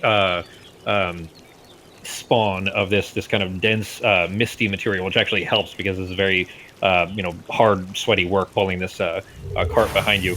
As this cloud erupts around you, it makes seeing the few feet in front of you difficult because Norok, your footfalls, every single step you're kind of trudging through this, and there are occasional rocks and bits of wood that broken trees, things like that are just left over, along with just occasional dip holes where a groundhog is chewed out through the that is a sinkhole basically where a groundhog is chewed out through. But there's enough that you can see a few feet, basically enough to make these footfalls as safe as possible as this erupts around you. So real quick, since Pogo would see Norok kind of running, and obviously now he realizes it's going to be hard for him to see. He'd like to. Can he cast Bardic Inspiration on Norok, or can I only do that during battle? No, you can do that anytime. There's no hard line between what is combat and what isn't. Anything that you can do in combat, you can do outside of combat. So there's no like you can only do this in a fight type of a thing. I'd like to give this for him so that way if he has to do something, he'll have a little bit extra attempt at it. A little bit more of a feasibility. How are you inspiring Norok? Oh, I'm going to tell Norok that I know it's hard to see, buddy, but I promise you can do this. You're a very tall, very smart, very beautiful man. Just make it as awkward as possible. Jeez, that Here is this spell for you. some of the things in Sirenscape are super loud, and some of them are super quiet. That was obnoxious. Yeah. All right. So, for Norok, you have inspiration. You put it on Arteme as well. Did you intend to, or was it only one use? Son of a bitch! No, why did it go on? Because you had her targeted still from invisibility earlier. Oh, no, that's not supposed to be on her. No problem. I'll take it off. Thank you. All right. So Norok, you kind of surge with this extra vigor of you running through this, having heard Pogo's inspiring words from the floating, very relaxing. Seems like it was just a very calm flying, sailing flight that is 15 feet behind your head. Presumably, by the way, Pogo and Sarah are within the fog cloud. It's only 20 foot from Arteme, so you guys are okay. So you guys are floating close enough. You're under feet. You're starting to see the grass where it's trampled down, where it's been smashed out by the area that Arteme described of being kind of smashed out and destroyed by the the approaching force. The road. You're almost to the road. Yeah. In fact, actually, now there is so much refuse all over the place of discarded cans, like tin cans and things like that. Just stuff that a marching army is leaving behind. That you're like running through this debris field, and you feel the cart kind of bang against shit and tip over left and right, throwing Alderrock in and out. Just bouncing 6 inches off the base of the cart. Give me Constitution checks again, everybody. Okay. Can I also use Mage Hand to just try to hold the box down a little bit? Come on, Mage Hand, just try to do. It can hold about 10 pounds. Yeah, so. I think it's 10 pounds of force. Yeah, that it can push downwards. So. I mean, it's a little bit. Hey, it's better than nothing. Hey, if we both use Mage Hand, does that count as 20 pounds? That's fair. I think so. Yeah. One on each side of it, kind of a thing. All right. Arteme, you're starting to just breathe really hard. It's starting to get really tough for you. If you have another sub 10, you'll have a point of exhaustion, and you probably have, based on the distance you've traveled, you're coming up on halfway. You expect this is about halfway, so you're going to have to make 2 more checks, and you know that if you have to keep up this pace, you're going to be tired very soon. Wait, she's still invisible though, isn't she? No, she cast Fog Cloud. Yeah. Well, yeah. Oh, so yeah, the invisible. Oh, you're right. You cast it, yeah. So, in fact, you can drop your concentration, so I'll take that off for you. Thank you. Yep. Go ahead, and for Norok, what's that? Go ahead, Fox. I'll stop pushing the cart for a bit and just keep up the pace. Okay, that will help. So you'll have a small increase to your check. Or the DC will be different for you. For Norok, give me a dexterity check. Just make it athletics. Athletics will work for you. That's fine. All right. just for you trying to dodge shit as you're jumping over the debris as you're making it towards the road. Okay. Yeah, you're just as deftly as you possibly can, trying to keep the pace without slowing down, but pulling the cart to the left a little ways to avoid, a broken crate, like a wooden crate that was thrown off of a wagon or something. It looks like you have to kind of spin around that and then back to the route that you were traveling. You can't see far enough ahead to like make these corrections fast, so you're having to do it in the moment and pull this cart left and right by just this rope. Remember, you're not holding arms of the cart. You're basically got a rope that is tied to this, so the cart does not respond very quickly to these movements of you trying to kind of worm your way back and forth through this. But a matter of a couple of seconds later, and you're actually onto the road itself, which is just so trampled and smooth from all the boots that had traveled past it so far that it is like a smooth ride for the next 100 yards or so until you're not even that, but half that, I'd say, until you're on the other side of the road. Is this 100-yard wide road? It's a wide. I mean, it's a definitely a very wide road, but not 100 yards wide. No, it's a 10-lane highway. For all the cars that are driving up and down. But you make it to the other side of the road and immediately are back into the same kind of a debris field. Give me another athletics check.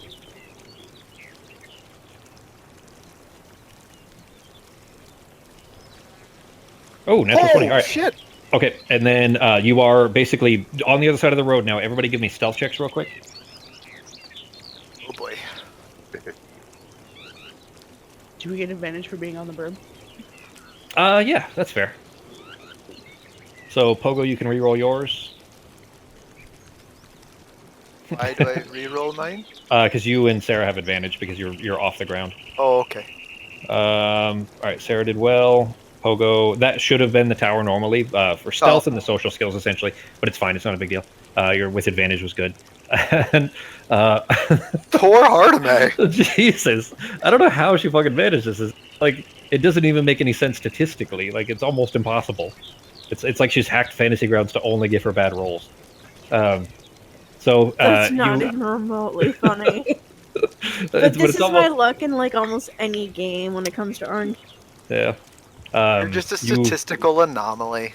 Yeah. Trudging along as fast as you possibly can, Sarah, Arteme, running to the other side of the road. As soon as you've made it to the other side, you kick into what you thought was just a small tin can, thinking that's no big deal. It'll just get out of the way and you'll be fine. But you're just too tired at this moment, running as fast as you can to make this. What you thought was a can was a root or something sticking up out of the ground. Your foot catches on it. Give me a dex save.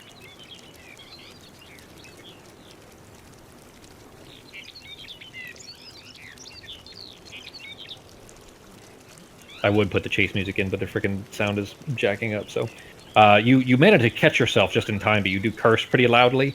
It would be audible at a short enough distance, but you can't see through the cloud to tell how close the army has gotten at this point. Real quick, I know, obviously, like, we kind of maybe see that she's falling behind. Can she get on the broom if I jump off the broom? Yeah, it's good enough that Sarah and Arteme can both ride at the same time. So Arteme plus a halfling can still ride. All right. Well, I think if Pogo saw her struggling, he'd just say, like, just drop me on the cart real quick and help out Arteme. And of course drop you on the cart, right? And then I'll tell Norok that we had to have, while he's running full speed, I'll go up and tell him that, hey, we had to help Arteme real quick to make sure she stayed up with the pace. So I'm right here, buddy, and I start giving him a massage while he's running to try to help him out a little bit. As you sit down, relaxing in the cart. while I'm not sitting down. I'm standing up and giving him a little bit of a massage as he runs. I guess you couldn't reach otherwise, so... Yeah. All right. Sarah, are you flying back to grab Arteme? Yeah. Okay. All right, so you sail back enough to let Arteme up onto the broom. And then continue. You almost were, you feel like you're getting near the edge of the visibility of the sphere, meaning, Pogo, because the cart is kind of still moving while Sarah's picking up Arteme and the cloud is coming from Arteme. But you pick her up and then kind of using the broom, catch back up to pace until you're back in the middle. Samson is still pushing as hard as he can, trying to keep up behind the cart. But you guys are back on pace and resuming your trek. You feel like you're probably, from Arteme's estimates, you feel like you're probably about 3/4 of the way there. Go ahead and give me con checks again, everybody.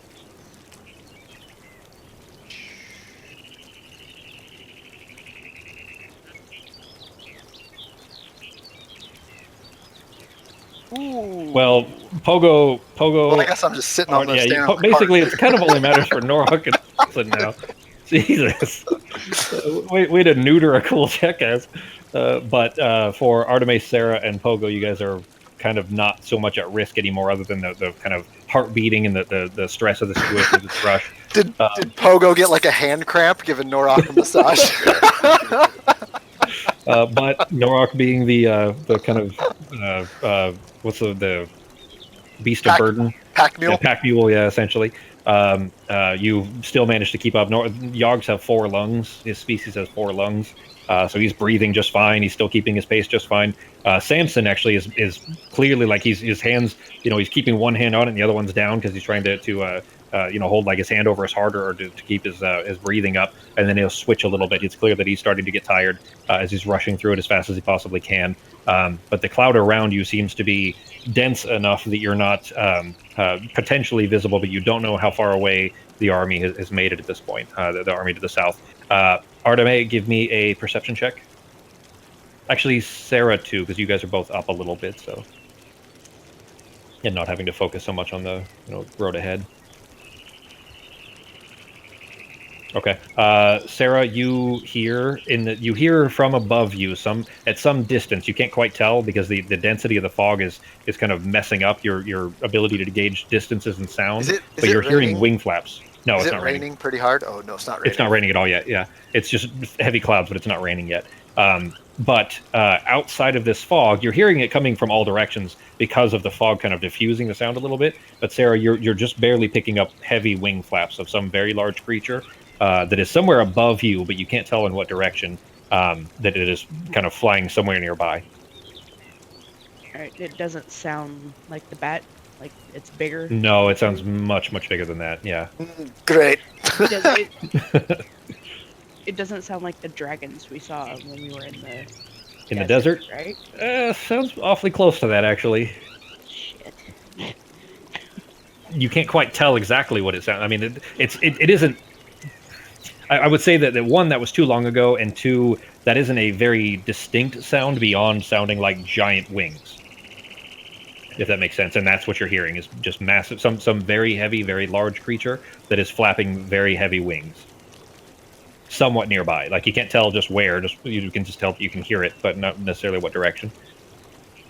Alright, I will float down to Norok and just kind of like whisper it to him, and then float back to Samson. Tell him. You whisper that, and Norok can definitely not hear you. He's running as fast as he can. The blood is pumping over his ears. He can't hear you whispering. That's for sure. Pogo would like to... Do I have any water on me, like a little something that has some fluids? I'd like to go over to Samson and try to like do that running marathon thing where I try to like pour some water in his mouth. I want him to think that I'm trying here, and I'm going to tell him while that's happening, be like, I'd help you, but it would literally be worthless. I'm just telling you. I'm just going to give you some water. Okay, There's nothing I can do to help in this situation right now. You spin around, clamber past the kind of crate thing, essentially, that the older rock is carried in, move past it, and just splash a bunch of water on Samson's face, because the cart is bouncing all over the place. You're barely able to hold into the cart, let alone enough to actually like angle it where you're not moving and he's not moving. After I splash him in the face, I go, feels better, right? Feels good? As soon as you start splashing, he holds a hand on just like batting you away, trying to stop you from, because it's like getting in his eyes. You can't see where he's going. Okay, I stopped doing that then. It's clear that he understood what you were attempting to do. He gives you a look. He can't say anything, but he gives you a look that says that he understands. I'm going to go try to hold down the box in the middle. I'm just trying to make people think I'm part of the team. Okay, so you like make your way towards you. Can't sit on top of it because it'll bounce you right out of the cart. You go flying. No, just holding it down as best I can. All right, so you kind of lean down inside the cart as best you can. Kind of push one foot against one wall of the side of the cart, and your other hand against the other side of the cart to like hold yourself inside of it, and then use your free hand to hold on to the side of the box thing that the older rock is contained in, trying to hold it still. Which actually you notice that as soon as you do that, it does steady the cart a little bit. You're not very heavy. You can't really hold it still because it's heavier than you are. But it's holding it steady enough that it's not bouncing off the bottom of the cart, which kind of smooths out the ride a little bit, and actually does help Norok's running.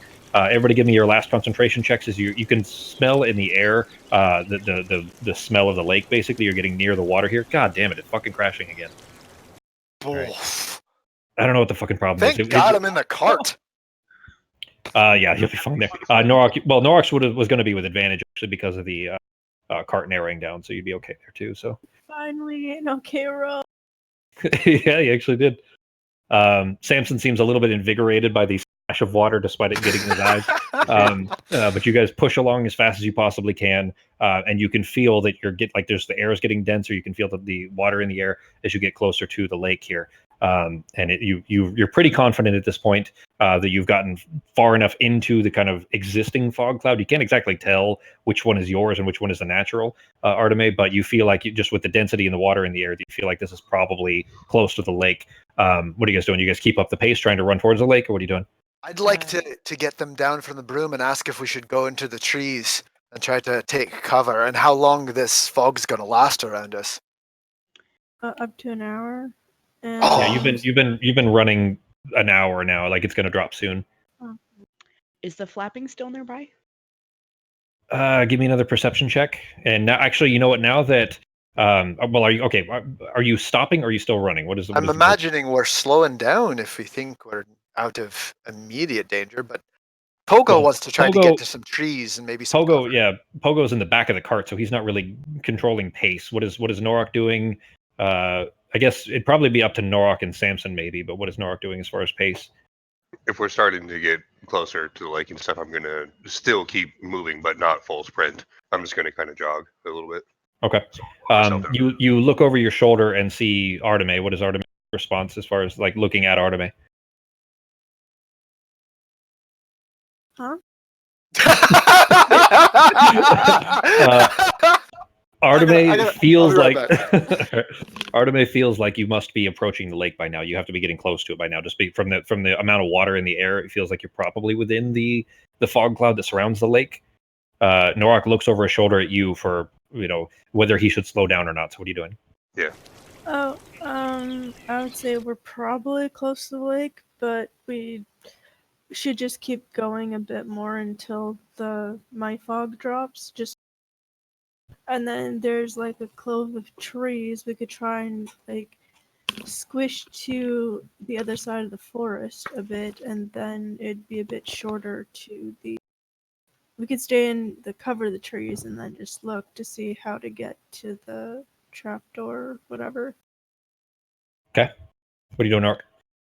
Then I'll move back to the same pace pretty much until we get a little bit closer, and then I'll tell them, just let me know when to stop or to slow down. Okay. That's what I'll say. All right. Can everybody hear that background music again? The stuff. No. I hear no background music. Okay. All right. I didn't think you'd be able to because I'm trying to play it on the other computer for it, but how can I do this and still capture the same audio? Just do it on the fourth computer, and then if that doesn't work, the fifth computer. Well, I mean, I actually do have. I know I have 2 laptops and 2 computers here at the desk, and then I could pull more over if I needed to, as well as tablets and phones, etc. But true. I could do it on the laptop, but the recording wouldn't catch it. So I'm just gonna. God damn it! I can't figure out why I won't be able to troubleshoot in the middle of the game. It's a driver issue. It seems like with this fucking Connextant. It's an HP proprietary driver that's fucking garbage. But so you guys hear that, right? How it's all choppy? Oh yeah. Yeah. Remix. So when it crashes, that's how it sounds, and I can't fix it without restarting this computer because if I try to disable and re-enable the driver, I have to restart the computer to do it. But for a while there, though, it's been 2 months or so of us using it for Embers the entire 3 hours, and it was fine. It would crash some other times. Is it running Windows 10? Yeah, it's on Win 10. Yeah. That's probably what's going on. You had some random update, and now that driver's just not compatible. Well, I mean, maybe, but it started crashing early. It crashed during the other campaign that we play, the one that we play on Sundays. And it was always fine during Embers. I think the very first time I used it crashed during Embers once. But this has been 3 times already that I'd have to restart it again, which is fucking irritating. We will go. Shit, I suppose I could leave the recording on the other computer and just put the audio back on the main one. It wouldn't really matter. I'll worry about that later. We'll do probably one more quick restart because the audio would be nice for where you guys are heading. But if it breaks again, no big deal. So one more quick break, everybody. Yeah. It takes like 3 minutes for everything to reboot, so it's not that big. Not too much time. So very easy to do that. That makes sense. Archetype of a person that might be A cheap comparable person? to. It sounds like you're dancing around a particularly ethnic. Maybe I don't know what group. you're talking about. I would never do that. There's a time and a place for those kinds of jokes, and we're not at the Republican National Committee, so exactly. Yeah. got to be a little safe spot here. Let me log this one back in. All right. So you guys have Norak trudging along as has like still keeping pace until you are getting towards basically the ground is turning into just dirt. It's just dirt and mud. It's no longer grass. You're sure that you're near the lake now. What are you doing, G? Gonna start slowing it back down a bit. Okay. So. All right. So then everybody, you see the cart beginning to slow to a stop. Pogo, you can kind of relax a little bit. You've put a lot of effort into kind of just holding yourself as still as possible while you're trying to hold the older rock in place and kind of keep yourself from bouncing around inside the cart. But you're sure that you are near the lake now. By now, Arteme, your fog cloud has fallen. Okay. So I'd like to stand up and look around and see what I can see. If there's anything, if we're out of danger, if I see anything that's more dangerous. Okay. So I would say let's go towards the forest and use the tree cover. I agree. We don't have to move at such a fast pace, but we could move a bit. Okay. Yeah, you are in very dense cloud cover. In fact, it's more dense than your spell of it, because this is very natural and very heavy around this lake. And I would tell you too, by the way, that Arteme would recognize this just naturally. This is below the passive. That had it been a sunny day, there wouldn't be fog here. The sun would have burned it off by now. But because the cloud cover is so thick, not the fog itself, but the clouds, then the sun hasn't burned off the fog, meaning you guys got kind of lucky in that. Yeah. But you guys, so you guys kind of make your way towards the kind of surrounding trees on the far side of the lake, basically around the southeast, around the lakeside, until you make your way there, kind of catching your breath as best you can. I'm also going to get out of the cart because now that we're not in a rush, I'd like to go I'd like to go give Samson a pat on the back and tell him in honesty, and I really appreciate the work you just put in. I know this was much easier for that big bastard over there, and you were just working like a champ, my friend, and I really appreciate that. You might have saved all of us with the extra work you put in, and I want to be very sincere about that. Okay, so I'm gonna leave it up to you. You can decide. Go ahead and. But if you're being actually sincere, I'm being sincere. Yeah, I'm not trying to fool them. I'm being sincere. Okay. All right, go ahead and roll a persuasion check.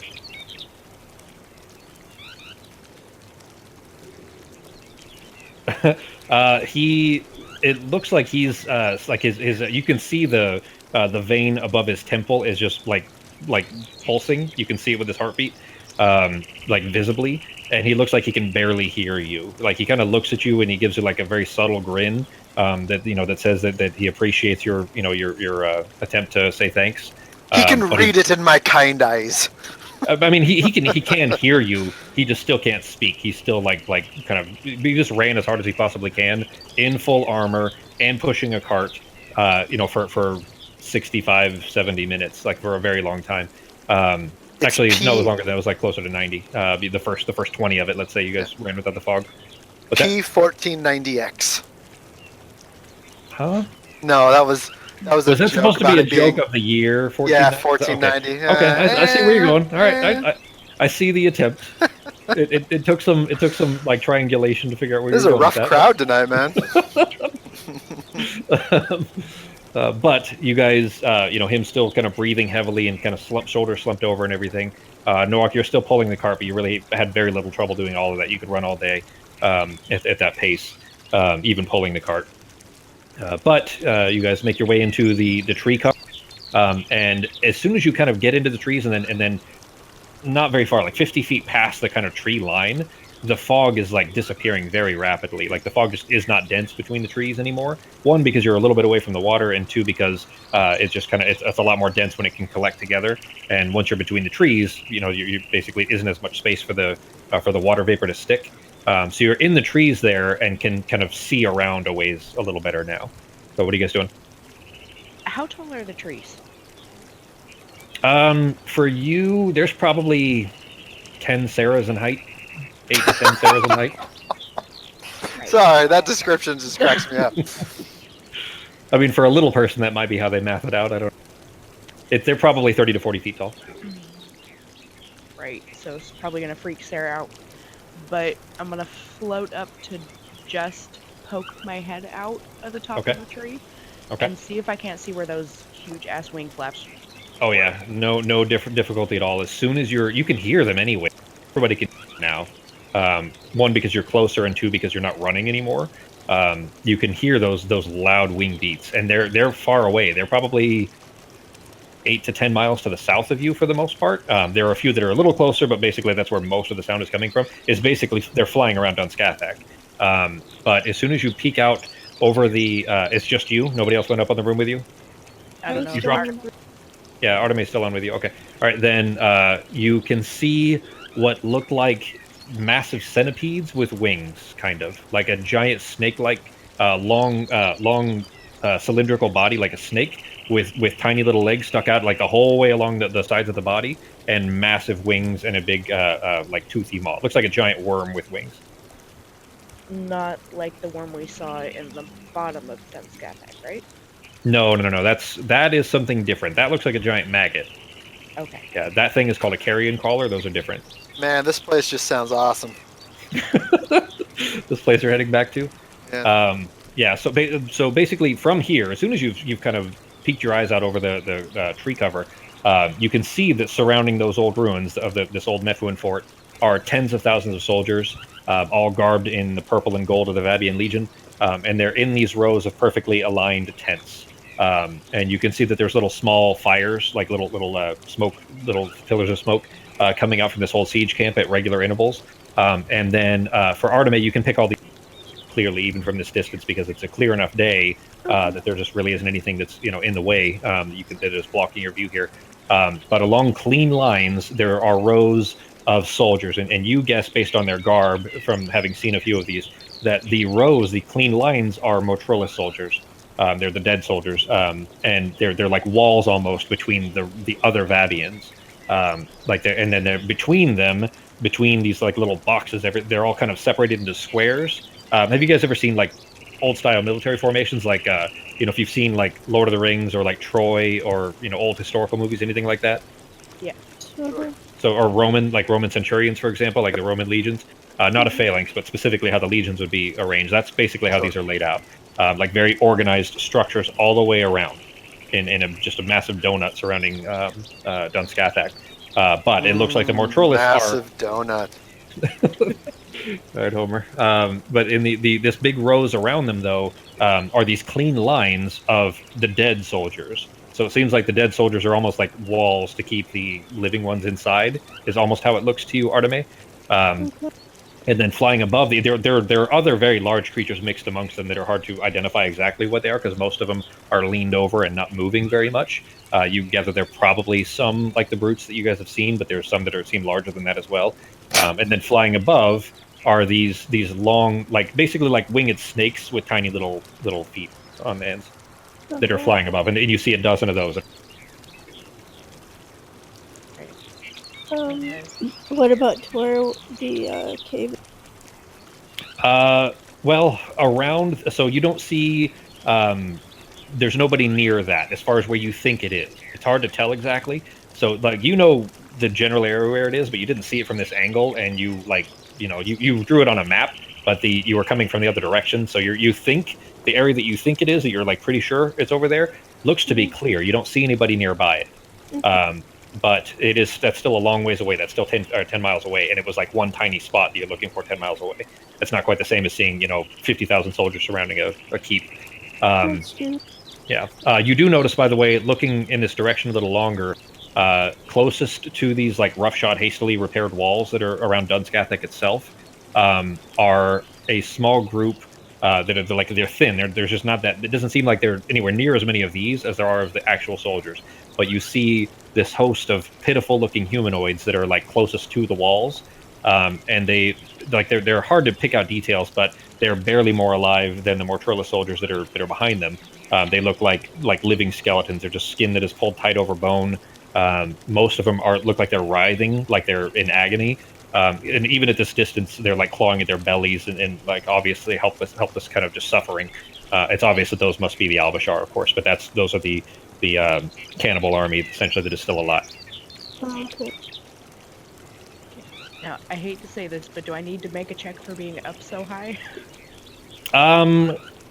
With Arteme on it, I would say go ahead and make a check, but you can make it with a dexterity check, but you can make it with advantage, assuming that Arteme would try to steady you and keep you from falling off the broom. Yeah. All right. I mean, it was a 16 anyways. You still Do a loop-de-loop! Pogo shouting at you from the base, like, I tried it, it's fine. I made loop-de-loops, it's okay. While we're up here, I'll cast Lesser Restoration on Sarah. Oh, shit, I didn't even think about that. Yeah, so, I mean, she would have needed it, but since she was on the broom the entire time, the run would have been not too heavy on the, or hurting the shoulder, so. Alright, go ahead and mark off your spell slot for it. And Sarah, your shoulder feels largely stitched together. The ribs are still a little bit sore.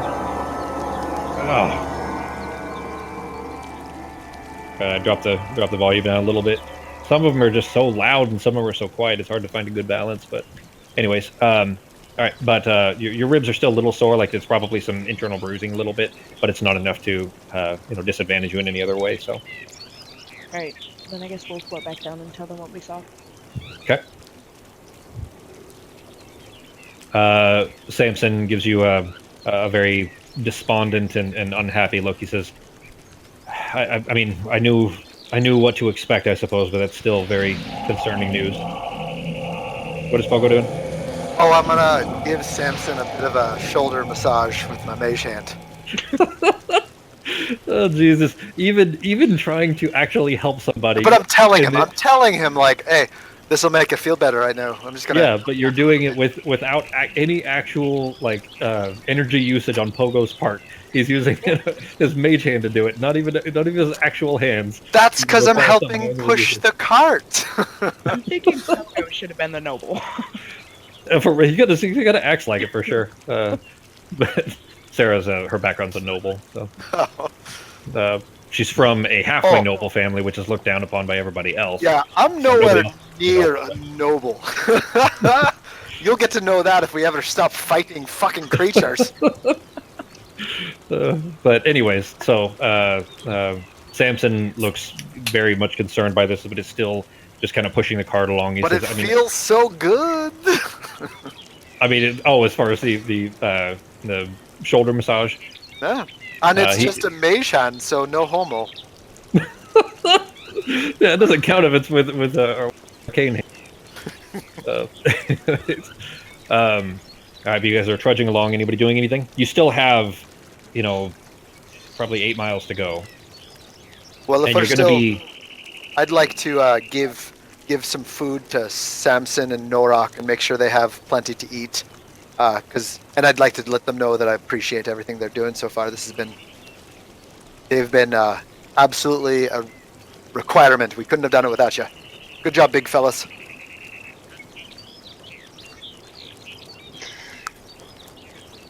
All right. I used the stone this morning, right? You used it just before midnight, which would have been before dawn. And it's basically it's like nighttime again. You guys are like the sun's going down. It's going to be nighttime very soon. All right. Well, it resets at dawn. Yeah. So if I used it before dawn, then I will get a hold of Pepperjack, I guess. And at this point, I'm not even caring if Samson sees it or not. Okay. Go ahead. What are you saying? Shit. All right. Hang on. 25 words. Wait, how far out are we? 8 miles? You will be there. You actually, because you guys ran for made good. You'll probably make it like early evening, like 6 or 7 p.m. tomorrow night. Okay. You still have a whole day. You basically have tonight and then a day's march.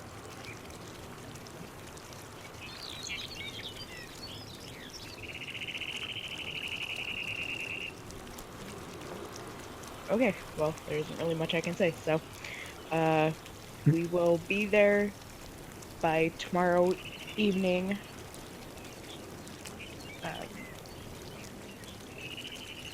Making our way. Any suggestions? How are things? Okay. You send the message, and you don't hear a response. 10 minutes pass of you guys still walking, without any response at all, and then you hear a whisper come back through, and it's not Pepperjack's voice. And the whisper says, "Bad time, can't speak, please hurry." This is Clover. Alright, guys, I think we might be foregoing a long rest. I think we just need to book it as fast as we can. Pepperjack doesn't have the stone anymore. That's probably not great. You say that out loud. Yeah, at this point I don't care if Samson knows. Samson literally stops in his tracks, says, "What stone? What are you talking about? Pepperjack doesn't have the stone." He gave me a way to talk to him. I know what a stone is. What are you talking about, Pepperjack? Stone. He gave me the other stone to make sure that if this happened and they got surrounded, we would know and we would know to hurry. Who has the, how do you know this? Tell me exactly what you know. Right now. The only thing that they said when I got sent the message through the stone was, "Bad time, can't speak, please hurry, this is Clover." So obviously Pepperjack doesn't have his stone anymore, so we need to hurry the fuck up and get there. He immediately scowls as soon as you say Clover. He says, "I knew we couldn't trust that bitch." You guys on the way out, I don't know if you remember this. Oh, Daddy's yelling at mommy. Do you guys remember when you guys were leaving? In fact, specifically when Clover was showing you where the secret exit was, remember? Mm-hmm. Yeah. Clover was leaving at that point. That Pepperjack had sent her on some mission. You don't necessarily know what it was, but he was sending her out on something at that point, and Clover and Samson argued a little bit. Do you remember that? Yeah. You already knew at this point that Samson did not like Clover. She was very nice to you guys. Whether you liked her or not is up to you, but she was very nice to you. The two of them just did not get along. But he says, "Yeah, we're not going to have time to rest. We're just going to have to run." I don't even know what to do. We've got to go. Is everybody ready? Like, how can we... Ideas, we need them now. All right, well, the best I can do if everyone's running is I can hold down on this while the box in the cart while they fly on the broom. Norok, do you think if Samson gets on the cart, will that cause more of a problem? I know you're a big, impressive man, but is there anything else? He interrupted what do you. Better? When you first said the best I can do is this. He says, "Great, so the best you can do is not help, thanks." And then he moves on to, like, you're still talking. Oh yeah, I feel real bad about it. Trust me. Unless you got a better idea, I can't think of anything else. You want to tell me if you have an option? I'm willing to listen. I'm a team player. He's already like ignored you and moved on to looking at Sarah and Arteme and Norok. I don't have. You can still talk. Like, Pogo could still finish that. I'm just saying that Samson interrupted you. No, that was the end. Like, seriously. Okay. Tell me what you want. Okay. I'll give you some options. And I'll fucking stay in the forest. I don't give a shit. You tell me. Give me a little forest leprechaun now. Pretty much. Got a new job. Get a lot of green to wear. Secret tip: I've always been a forest leprechaun. I don't have any way to get us there faster, but if me and Arteme are on the broom, at least then we won't have too much exhaustion, so at least your spellcasters won't be, too held back once we get there. He kind of grimaces. He says, "Yeah, that's probably a good idea." Norok, I mean, I know that run would have been hell on me, but you seem okay. Are you going to be okay to pull this the rest of the way? Yeah, it's good. I'd like to say that ask Norok if it's even going to matter if Samson's pushing. If Samson is just jogging with us, is that going to make a difference for you? It would make a difference. Okay. You know what? I would say for the first probably half, it's going to make it easier, but after that, maybe the DC is going to be slightly. I'll tell you that it'll be basically a -2 for Norok if Pogo pushes or not, or if Samson pushes or not. You understand what I'm saying, G? Yeah. I don't know what -2 means. It means that the DC is going to be harder for him by 10%. Yeah. Well, he does have bardic inspiration at least. Well, not anymore. That last 10 minutes. So Oh, does it? that's long since gone. Yeah. He'd have just a straight roll because his modifier. Oh, is you're plus right. Well, I could theoretically help pull it, but it would only be a temporary. Samson Oh, says, no then problem. if you can do that, then Arteme, maybe, just throwing this out here, and if somebody has a better idea, by all means, Norak, you pull it for as long as you can. We take a break in the middle, let Arteme pull it for a while you just jog alongside, and then you take over again as soon as she can't pull anymore. I could basically pull it for about 3 hours. Is it half of your level in hours? Is that what it is, Fox? Uh, I think that's what it was. well, Something like how that. much left? Like half your level rounded up or something, maybe. Yeah, that's what it is. Okay. I think So, that'll I mean, let you me- pull for 3 hours. That would help Norak not have to for a while. He can jog forever, and he was rolling well enough, anyways, that he, with this kind of a run, he'd still be normal, anyways. Are you okay, Ben? Are you? I think I'm hearing you, but I can't tell if you're actually talking or not. Oh, no, sorry. That's me with my head cold. Sorry. Oh, you sound like Ben when you. Anyway, Sorry, guys. This is Arteme. Just not feeling great. that's Sarah, not Arteme. Or Sarah. Sarah is Becky, who is Ben's wife. Okay. Norak and Sarah are married in real life. Arteme is Fox.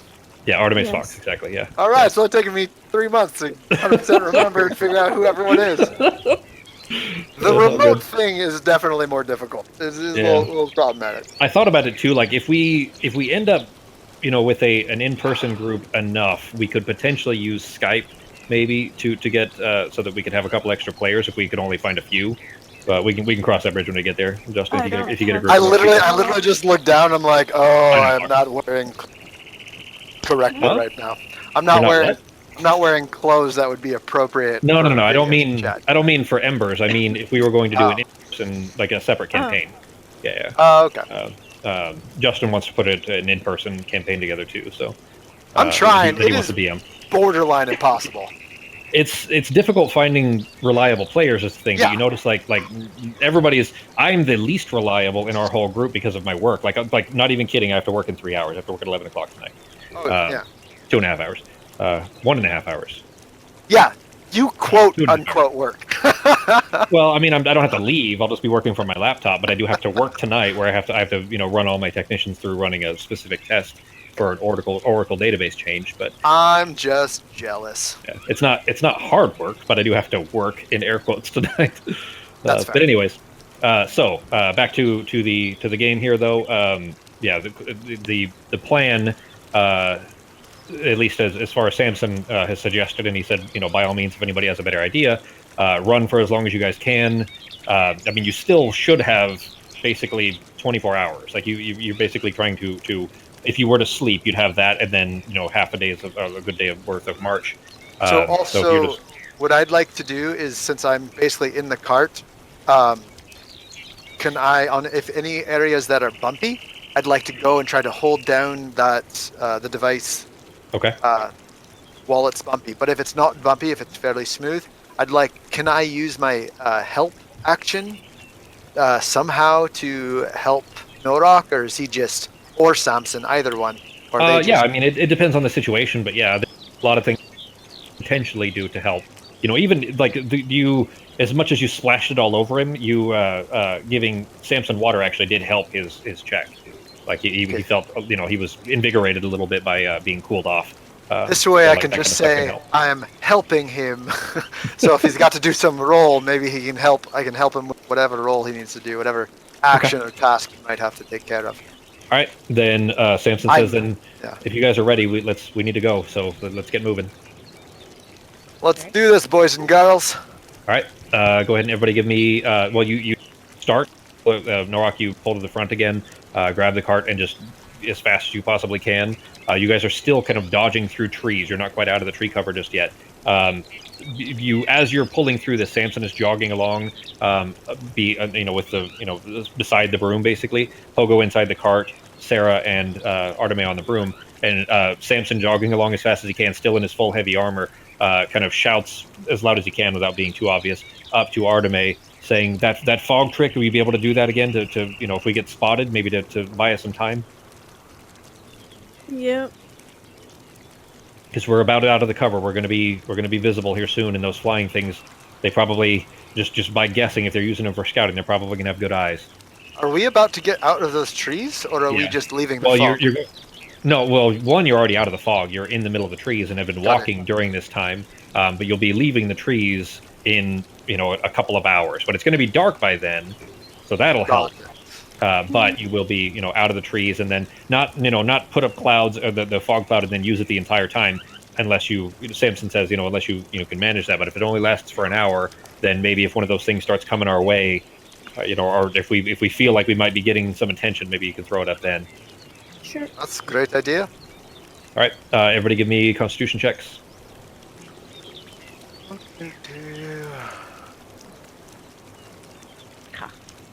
Oh. No. Oh wait, no. Well, Samson or Pogo's doesn't matter actually. So sorry. No, but I was kind of gonna say, couldn't he re-roll? Oh shit! Yeah, from my Pogo, because it's Pogo been a can whole. It's been hours. Yeah, no, you can do it. Yeah. Hey, buddy, don't worry. Go ahead. You'll be fine. You didn't. That tree you just ran into. Don't worry about it. Oh, that's a better roll. There we go. Really, since Sarah and Arteme are on the broom, they won't really have checks to make. Pogo, you're still going to have to make them, but you'll make them with advantage because your effort is being spent trying to hold yourself still inside the back of the cart and holding the thing. So basically, Sarah and Arteme, don't worry about checks during those Pogo and Nor for now. What's that? And we both got natural 20s. Yeah. Yeah, it's a better roll for Pogo too. So the thankfully the floor, the ground out here is much smoother. As you go kind of diving yourself between the trees as best you can. You come around one too fast, though, and end up yanking the cart back towards it. And Pogo, the cart smashes into the side of a tree and then bangs off of it. It doesn't break the cart, but it's enough to kind of rattle you around inside of it, almost throwing you loose. But Nora kind of corrects his path to try to kind of aim himself. The trees are beginning to thin out a little bit until you get to near the edge of these. You at this point have been running for a couple of hours, like a good solid couple of hours. Nora, give me another check. Pogo, you don't need another one yet.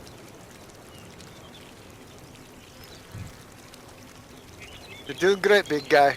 We all have faith in you. I would say the pace is slow as you're getting near the edge. Norak's breathing heavy. Pogo, you're still in the cart. You see that your workhorse is slowing down. What are you doing? Can I use the help action to? Well, how? Let's see. It's slowing down. I'd like to go It's a person. It's Norak. I'd like to go. Yeah, I'd like to. I'd like to go up to him and I'm going to start talking inspirational quotes into his ear. I'm going to say, "Listen, man. Oh no, I got a better idea. I'm going to go up and start singing. It's the eye of the tiger. It's the thrill of the fight." And I'm going to start singing that into his ear. I'm going to start kind of giving him a little hard pat on the shoulder, be like, "You're the man. You can do this. Don't let anything keep you down." Give him some inspirational speech while he's jogging in front of here. All right, go ahead and give me another con check for this. Is the advantaged roll, G, for the help, for Pogo's help.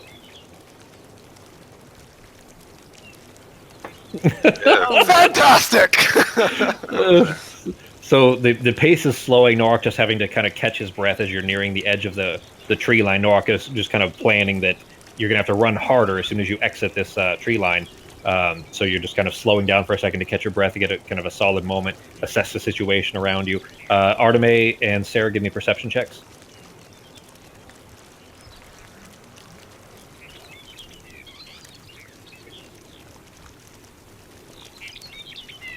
Another natural 20 on Sarah. Jeez, that's like 3 tonight.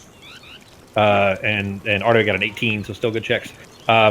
The sun has set down below over the Caledonian in the west. The sky is very purple, and just now at the edge of the tree line here, you can hear and you smell the beginning of rain. You can smell it, that it's going to be raining here very shortly, and it's kind of just starting to sprinkle. One, that feels good on the top of Norak's head because he's kind of burning up just from the run. Anyways, running for hours throughout the day here. But it's going to be raining very soon, and based on the look of the clouds above you, Arteme, it's going to be a very hard rain. It seems like it's going to be a pretty heavy storm. So, but you can kind of feel the beginnings of that the storm is going to be setting in very soon. What's Pogo looking for? Hang on, question. Yeah. Let's say I put the fog. Would I still be able to change into an aura while the fog's up, while the fog stays up? Because I wouldn't really be changing my concentration, because changing to an animal doesn't require concentration. You're just asking if you could hold a concentration spell while you're in a wild shape? Yes. I think you can. Let me double check here real quick. I used to be able to. Yeah, but when you get to a higher level, like 11 or something like that, then you can cast spells, which means the concentration would work. I think it's if you cast it before you change. Yeah, That's what I'm pretty I'm saying. sure I that's would cast it before I change. That's why I'm wondering if that would work. Yeah. Because I know I can't cast it once I'm changed. Yeah, I think you can. I'm just double checking here real quick. I know Becky definitely used to on Nivara, her old character, but bonus action to shift into a beast, still maintain concentration. Transforming does not break your concentration on a spell you've already cast. Perfect. Okay, so I could do that and then pull the cart if Narc really needs. Yeah. And Samson, kind of standing there next to Norok, says, I mean, you're catching your breath there. Do you need, a break? Do you want to see if Artemis can do her thing, or what do you want to do? I have a quick question. In narrative or out? Out of narrative. Okay. I'll do my normal voice. So invisibility says that it makes invisible anything the target is wearing or carrying. I'm gonna assume that wouldn't count for the cart, right? Like carrying as in like a bag or something. Yeah, you sitting in the cart would not be. Yeah, exactly that. Yeah. And Norak probably can't carry all of us. Jeez, how much work do you want to put on him?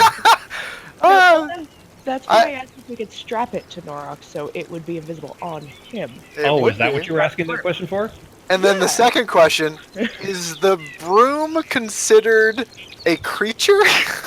No. Okay. Yeah, no, none of my ideas work then. Yeah, no, Never mind. So we could strap it to Norok like a backpack and then just have him run through to Dunskathak when we get close enough, and he could take it in, and the rest of us could either fight our way through or try to sneak through. I mean, Samson kind of grins a little bit. He says, "I mean, I like the idea. As long as he doesn't get, popped somehow. If something can see through that invisibility, he's going to be the easiest of us to spot, especially if he's carrying this thing." Yeah. Technically, he's the only one that can carry it. So. It's true. Yeah. I mean, I can, but I can't run as fast as he can, especially not carrying this. How much does that actually weigh? I'd estimate 80 pounds. Jesus. It's really the frame. The frame is what's heavy. When we came out there, when we made our way out to Cadogan, we lugged it over our shoulders the entire time. We didn't have it in a cart like this. But we didn't have to run either. Not so much anyway. Maybe y'all should run faster that time then. Put a little more legwork into it. So what's the plan? We got to get moving. Would I be able to carry it as an aura? Because if you're pulling do you mean leave the cart behind and just carry it? Yeah. Yeah. I mean, you definitely would be able to for sure. It's not so heavy that you wouldn't be able to. You could also carry it on the broom, but I don't know how far you can get. No, it would add too much. It would add too much weight to the broom. Yeah. 80 pounds. Why? So basically, I could carry it as an Auroch, and then if you cast invisibility on me again as an Auroch with the fog, I could theoretically try and get as far as I can close to Dunskathak. True. Another option. I'm fine with that. I don't know what you mean by Auroch, but all right. Problem. An Aurochs is it's the S is there, even a singular. The Aurochs isn't the singular still is Aurochs. The plural is just Aurochs, I guess. It's like but anyways, octopus. Well, that would be Aurochai. Aurochai. Anyways, an Aurochs is an ancient bull. It's like what oxen are now. Those used to be an animal called an Aurochs. Oh, like 6,000 years ago. That sounds like that would be dangerous at best. It's a big ass water buffalo. It looks like a giant water buffalo. Yeah, but you're just gonna run a water buffalo because as soon as you hit somebody, I mean, unless you're planning on being like in a china shop. Yeah, but she's China. invisible. But can an Aurochs actually make it through? And would she technically be an invisible? Oh god damn it! Why did I bring you into this game? Shitty puns. Anyways, yeah, I mean, there is the question of once getting there, being able to communicate with the people there, so that there's not just a bull running through the, the secret entrance, and then of course, when you have to drop your form, you would not be able to carry it anymore. Well, I would.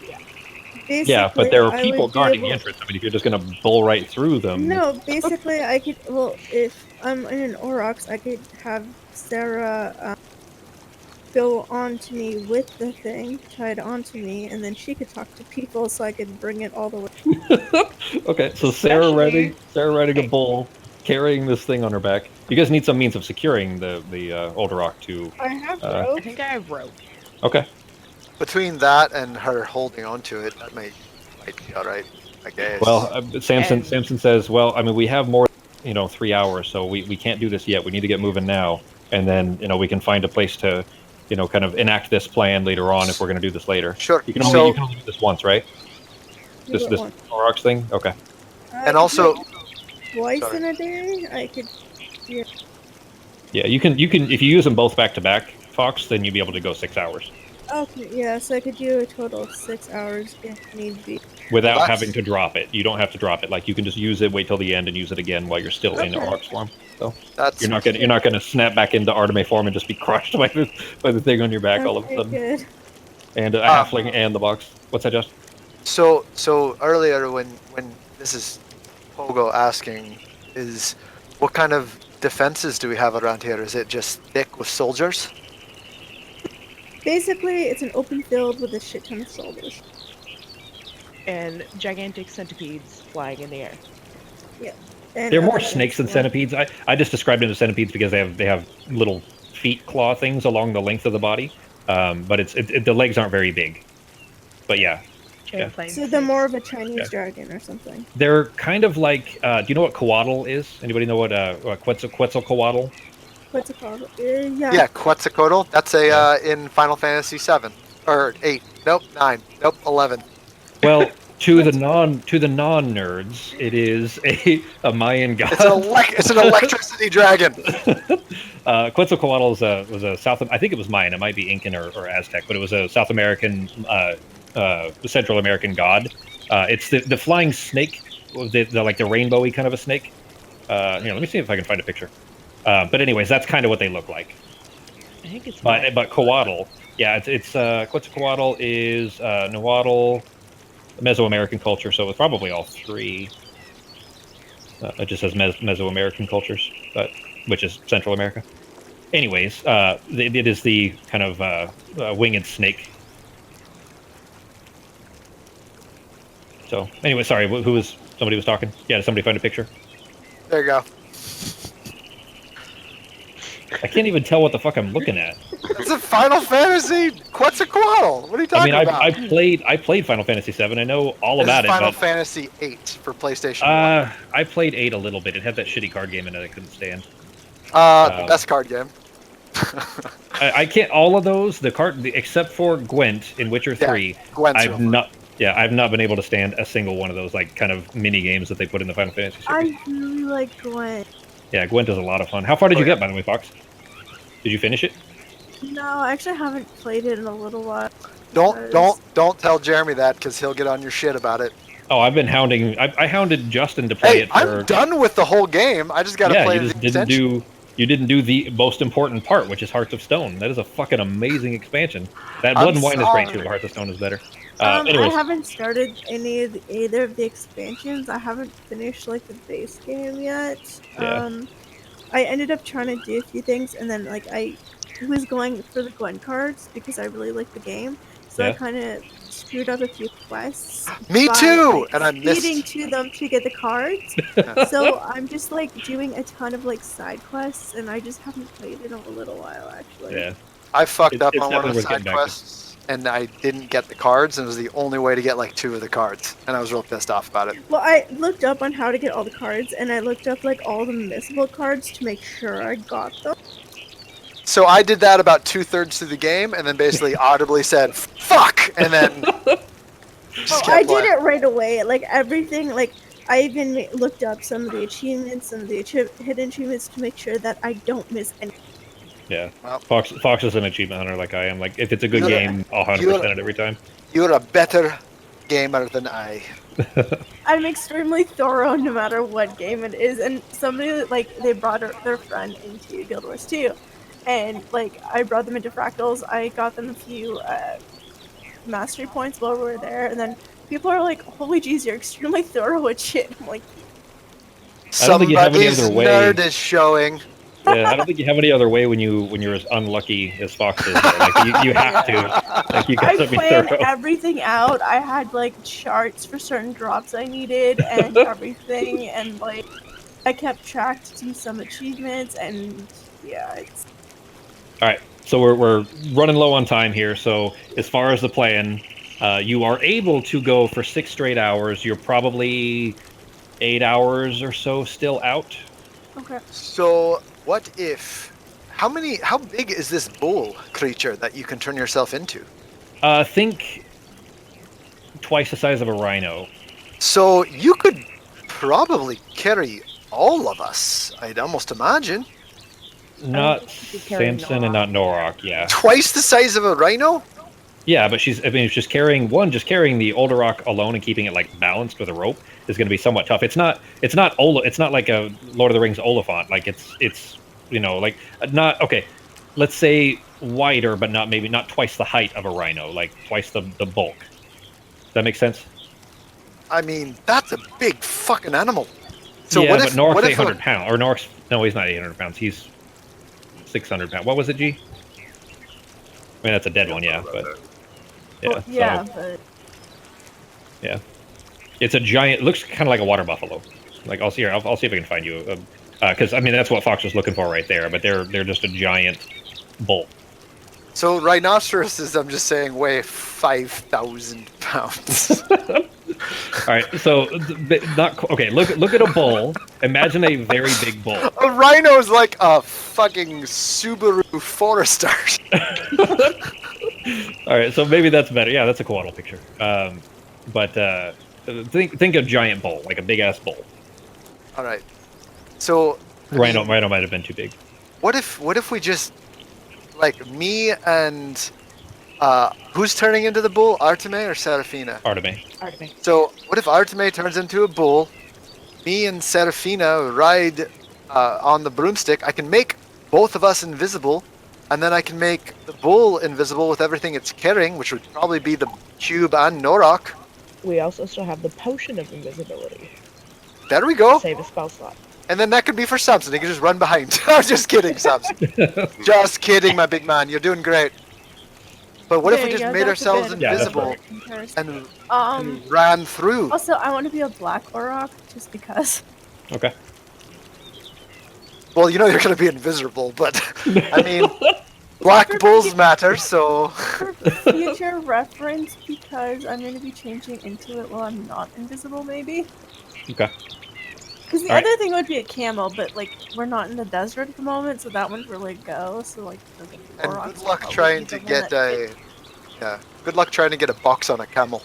Yeah. That sounds like some weird joke. All right, so you guys then, so you know that you have 6 hours out of 8 that you can be the bull and make it to the secret entrance to Dunskathak. And So we what's can the only be plan? invisible for one. One at a time for X number of times if you guys repeated it. But So- you could burn all your resources. You may need them when you get there. So my question would be, invisibility itself only lasts 1 hour, but we You can do it multiple times though. I know, but we can get closer, but they might be able to still see us. I'm thinking if at least a couple of us are flying and you're a giant bull, we might still be able to at least get past most of the defenses. Did it look like anything might be able to distinct us? Was there any maybe magical items that could see us? Does anyone know? When you saw that? I'll tell you one thing, that when you guys passed the road, you felt something as you walked through. It felt like you walked through a field of some kind. You don't know anything beyond that. So there might be a magical barrier. You did cast the fog cloud after that. You do know that, and other things since. What's that? Okay, so we have cast other things since then. Yeah. Well, the fog cloud went up after you guys. No, it actually went before you passed the road, but you did pass through the road with the fog cloud up. And have you casted anything since? I don't remember. I don't think so. I don't know. I'm gonna cast Mage Hand. Okay. I've been casting Mage Hand. Yeah. Right? Pogo's used Mage Hand a few times since, but you casted it. It goes off fine. You have it floating in front of you. Okay. But we're still miles away. I mean, how many soldiers? Worst case scenario. Let's say we get there and they see us. How many soldiers would be upon us, right at that time? Lots. Great. Very descriptive. So between Arteme, 16 and 1,000. All right. What was visible to Arteme from being able to kind of just count off? Well, that's a company. That company is probably about 200, and then counting off the number of squares that were there. Arteme's got that kind of quick math. I forget what feature it is. I think it was one of the Moon Elf things. But anyways, you were able to estimate that there's at least 30 to 40,000 that are surrounding the outside of the place. Now, that area there, that circle that you just put on there, okay. The spot that she saw where she thought that the secret entrance is, there were patrols in the area, but not any. The area wasn't covered by soldiers. Perfect. Then I think we should just go for it. Get invisible. Get to that door or whatever we're looking for, and hope for the best. What do you think, Samson? I know you're a little tired, but what do you think about that idea? I don't know that we have any other choice. We've got to get moving. We can't keep wasting time. If Pepperjack doesn't have the stone, I don't want to theorize where he might be, but this could be a real problem. The Crowblinders need Pepperjack alive. I agree. We need to go. So if I can cast invisibility on 2 people. So if I cast it on Arteme when she turns into the bull, then the people she's carrying will be invisible. Maybe? Yes? Is that? It's not supposed to be other creatures. It's not like all right. To be anything that person's carrying. Well, if we can't all become invisible. Well, wait. What if it's dark out, then I can cast darkness and see through it and just kind of guide the bull, kind of like you ride a horse and you guide the horse. You would guide the bull. You can still do that. You won't be really all that stealthy. Like, remember, darkness is actual pitch black darkness. It's a black sphere, and it's not pitch black out. All right, so I've got an idea. It's dark enough that we can still be kind of stealthily, and they might not see us. We can get fairly close without them seeing us. What if someone I cast invisibility on someone, and they can play point with their broom, and they can get to the secret area, and then maybe they can somehow signal us when it's clear, and then we can come for those last few 100 yards. Maybe if there's a break in the guards, we can get in. Also, does anyone know what kind of entrance this is? Like, if we get in, can we close it behind us, or are we going to be stuck in there? It's a cave. It's an illusion. Yeah, it's an illusion of a giant rock that's covering a cave. So once we get inside, we're okay. But we probably don't want anyone seeing us go inside. Well, yeah, that's part of the... One, there's going to be, presumably, assuming they're still alive, there are going to be Crowblinder scouts outside of it. And they're not just going to let us in. We're going to have to identify ourselves. Well, we can do that, right? Well, we can. We can't just go charging through them. I don't know what the challenge word is right now. That changes every week, and it's different now, so I don't know what it is. Samson, would you be able to talk to the Crowblinders and get us in? I was speaking as Samson throughout that. Oh. But yeah, so I mean, yes, but I still need to know what the challenge word is, and it'll be different now. I don't know off the top of my head, so we're just going to have to try to convince our way past them somehow. Well, I'm not going to lie. I've convinced a few people in my life to do things they normally might not. Which is part of the reason that I was hesitant to suggest your suicide. All right. Well, what if we get close, sneak up close, cover the cover of darkness where they can't see us? It's already dark, so yeah. And then you're going to be running through the night. and then yeah, we'll run until we're close enough. We'll try to once we get to where they might see us, we'll stop, and one of us can go in and talk to the guards at the secret entrance. I'm willing to go try for you. Worst case scenario, I mean they murder me, but still, we can try it out if that works too. Yeah, that's exactly it. But we have to. What happens between there and here? How do we get there that fast? All right, so well, we don't have any choice really than running. Have that bull fucking pull this cart. For 6 hours. Then the other 2 hours, is Norok gonna run for the next 2 hours first, and then Arteme becomes this bull, and we, chain the Olderok to her back, and everybody just runs behind? What are we doing? I think see. That sounds like a fantastic plan. Will the bull be strong enough? What if we all take a? Could we? Well, we don't really need to rest, do we? Mm-mm. All right. There's I no say time we. to rest. We don't have time to rest.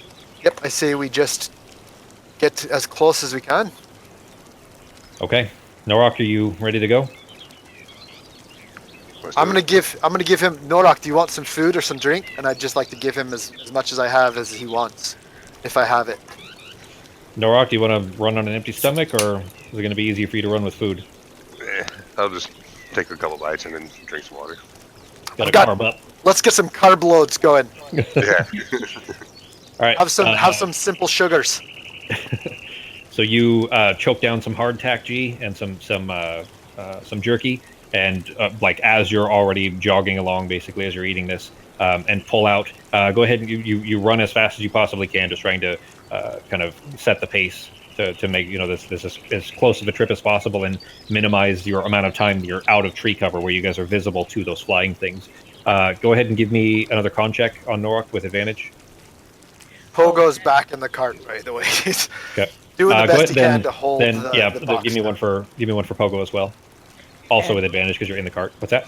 And before Arteme turns into anything, I'm grabbing that invisibility potion back just in case. Okay. Oh, yeah, okay. All right. I'll hand it back. All right. Pogo with advantage, so roll one more. So I- Ooh, shit. Well, I mean, you had Well, advantage. actually, No, you can't re-roll the second one. Well, you already did. That's what advantage is. You can't re-roll it when it's advantage because that one would have been dropped. True. If you'd rolled 2 1s, then you'd be able to. But it's a 7 is your actual Smart. roll. That's a very smart DM thing to know. But you are in the back of this, putting in all of your effort. 1 foot against one side of the cart, 1 arm against the other side of the cart, just holding it as hard as you can for 2 hours, and you are just exhausting yourself. It is such hard work riding in the back of this cart. I'm probably expressive about it too. Oh, guys, this is hard work. And how beat up you're getting, just bounce out of the back of the cart here. But you managed to hang on to the Olderok enough that it doesn't bounce out of the cart because this is relatively smooth land out here. But you make it until the full kind of 2 hours, 20 minutes or so block. Norok, this is about the time at which if you stopped here and Arteme turned into a Norok, you'd be able to kind of get the rest of the way. So what are you guys doing? Yeah, if it's that time. We gotta move. We gotta go. What are you doing? Yeah. I will do that. All right. Then you wild shape into the Aurochs. Walk me through this. How is this being secured to the cart? Is the cart just being taken off and just putting the Goldenrock itself on the Auroch's back and roping it on? What are you guys doing? I think we just rope it onto her back, but Norok and Samps are gonna have to do it. Okay. We don't- Yeah, we're not you guys gonna- can't reach. Pogo and Arteme, or Pogo and Sarah can't So reach. if we just put it on the back, though, I mean, if she has the ability to pull the whole cart. Yeah, but can you imagine trying to run through all those soldiers and shit with a cart? Instead mean- of just a bull? Maybe if some of us are on the cart, we're swinging swords and shit while they run. This is a chariot. Yeah, use it like a chariot. Samson says if she can manage it, it's going to be a lot better to just, to go just the bull. I mean, I'll run on one side, Norok, you run on the other, and we'll just kind of keep it from tipping over. Sarah, Pogo, you guys either on the bull if you can, or on the broom, up to you. We can be on the broom. Tell you what, we can. What if You can we scout. Yeah, we'll scout. And do you think we should go invisible so we can get as close as possible? Probably, and if that's the case, I'm gonna hand Norok the invisibility potion. Okay. To give it, to Just feed in it case. to Arteme in case she has to bolt for the entrance. And then she can be invisible while she runs ahead of them if she needs. Worst case scenario, even if there's Crowblinder guards, and we don't know if there are or not, they might, it could have been worst case scenario. We can get through that and explain afterwards, after you get through. That's really maybe one of our best bets. If we try to break through a siege line, we won't survive that. They will kill us on our way through. All right, well, stop before they kill you. What was that? I What's said Sarah we'll talk our way and we'll be fine. All right, let's go.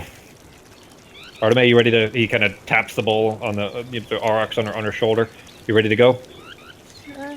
I guess it's a little gross that we're calling Arteme a bull. Wait, are we within? Are we within? I don't know. I don't know if she grew. I don't know if she grew a dick. Like that's. I don't know if I want to approach that part of the indie. She's just a cow with horns. Yeah. Well, I mean, there are cows with horns, and aurochs that have True. a female auroch still has horns. They're just a little bit smaller than the males. So, but anyways, let's not. I don't want to call her a bull. That's a little. Are we little within? assumptive of her gender. Real quick, are we within 1 hour, or am I still waiting? Because my own. No, you're still 6 hours out. You guys are still 6 hours out. I did not. We're gonna undo that. Okay. Yeah, go ahead and just take off your spell slot then. All right, then with Arteme in auroch form, go ahead and give me sleight of hands on Pogo. No, sorry, on. I guess just Norok. Give me a sleight of hand, G, for how well you guys are tying these ropes. Oh, okay, yeah, you guys trying ropes. So I would probably be just curled up. Curled up where? Probably near my head. Okay. So does like on your shoulders, between your shoulders kind of thing? Yeah. Okay, remember, you can snap her out of existence and then bring her back. God, that sounds so fucked up. Yeah. But that would take an hour. It would take too long. Okay, well, you bound... Okay, so you guys then, with the ride off, you guys feel like you're pretty secure, Norok, but as you guys are, running alongside this bull, you do have to reach up occasionally and just kind of hold it, because you're just afraid that, when she goes over a bump, that it tips a little bit to one side or the other. So you're kind of pushing it from your side, Samson pushes it from his side as you guys run along. Arteme, you feel Sai stand up on your back because the between your shoulder blades is not like a smooth spot because you're running as fast as you possibly can. So she stands up and there's this little fox like surfing almost on this bull's back as she's kind of just trying to hold herself balanced, tipping to one side or the other as you rush through as fast as you can. The DCs, because this is literally what an aurochs is designed to do. They don't necessarily run fast, but this is what they're designed to do. So I'm going to say it's going to be below the passive for Arteme. Go ahead and give me Constitution checks for, I guess, Pogo and Sarah are on the broom, right? Yeah. All right, so Norok, give me 3 Constitution checks with advantage on all 3. So I think it's basically just to see whether you get tired out or not. Odds are probably pretty minimal. I thought snapping your familiar in and out of existence was instantaneous unless they were dead and you had to resummon. That is. That took an hour. Yeah, it is. She can do it anytime she wants to. Yeah. Yeah, the resummoning thing is only if Sai gets killed, you can bring her back and it costs you some money, the herbs and incense and so on. Can everybody see that or just me? I guess I'm the only one that can see that. I mean, No, it popped up. hilarious. Well, I know he said it to Sarah, so I could see it. It is a funny idea. That's from Pogo, by the way, not from Justin. Anything in there is from Pogo. He's muttering to you while we're on the broom. Pogo on the broom whispered to Sarah, "I like the chariot idea." Oh. So, anyways, yeah, you're fine. Kind of trudging along beside this thing. It's really you dropped a 1 G in there. Did you see that? Yeah, I saw that. But kind of rushing along as fast as you possibly can. You guys are getting closer and closer. You've made it through the full 6 hours. Basically, you're nearing the outside of where this secret entrance is, having to dodge multiple patrols. You look off and they're half a mile to the west, half a mile to the south, and you keep Arteme keeps kind of spinning off to one side and then off to the other, trying to dodge between them. Stab insurance. This is Pogo just muttering while we're on the broom. He's looking around. In case you get stabbed? I'm Does pretty it seem sure like a significant risk? I feel like we're past the whole in case I get stabbed option. That's fair. You probably are going to get stabbed. So insurance are probably like you're at the point where this is a pre-existing condition. Now they won't insure you because it's an inevitability that you're going to get stabbed. Yeah, exactly. You're high risk for stabbings. Anyways, rushing along as fast as you possibly can. There is a line. As soon as you're rushing forward, Arteme, you see a rope snap up out of the what are essentially leaves across the ground, and a rope snaps up that is now eye level with you, that is forcing you to either stop or rush through this line. What are you doing? It's you now that you're getting closer. You can see that it's barbed. It's going to hurt if you rush through this, and it's probably going to knock Samson and Norok down, and depending on, you know. Is it? Do we see it as well from the room? It's a trap. It looks like it's a trap, and it's between some trees, but the trees are really far. So it looks like it's a barbed line with net beneath it that snaps up, that is like a horn and eye level for Arteme. What's that? Do we see it as well from the broom, or can we not see that? You were just slightly above, I would assume. How high is Sarah? How high are you flying the broom? I would assume not too terribly much higher than the height of the bowl, or okay, the height of Arteme. Okay, so this line snaps up in front, and Arteme, you hear heron. A heron's. You know what a heron is? A bird.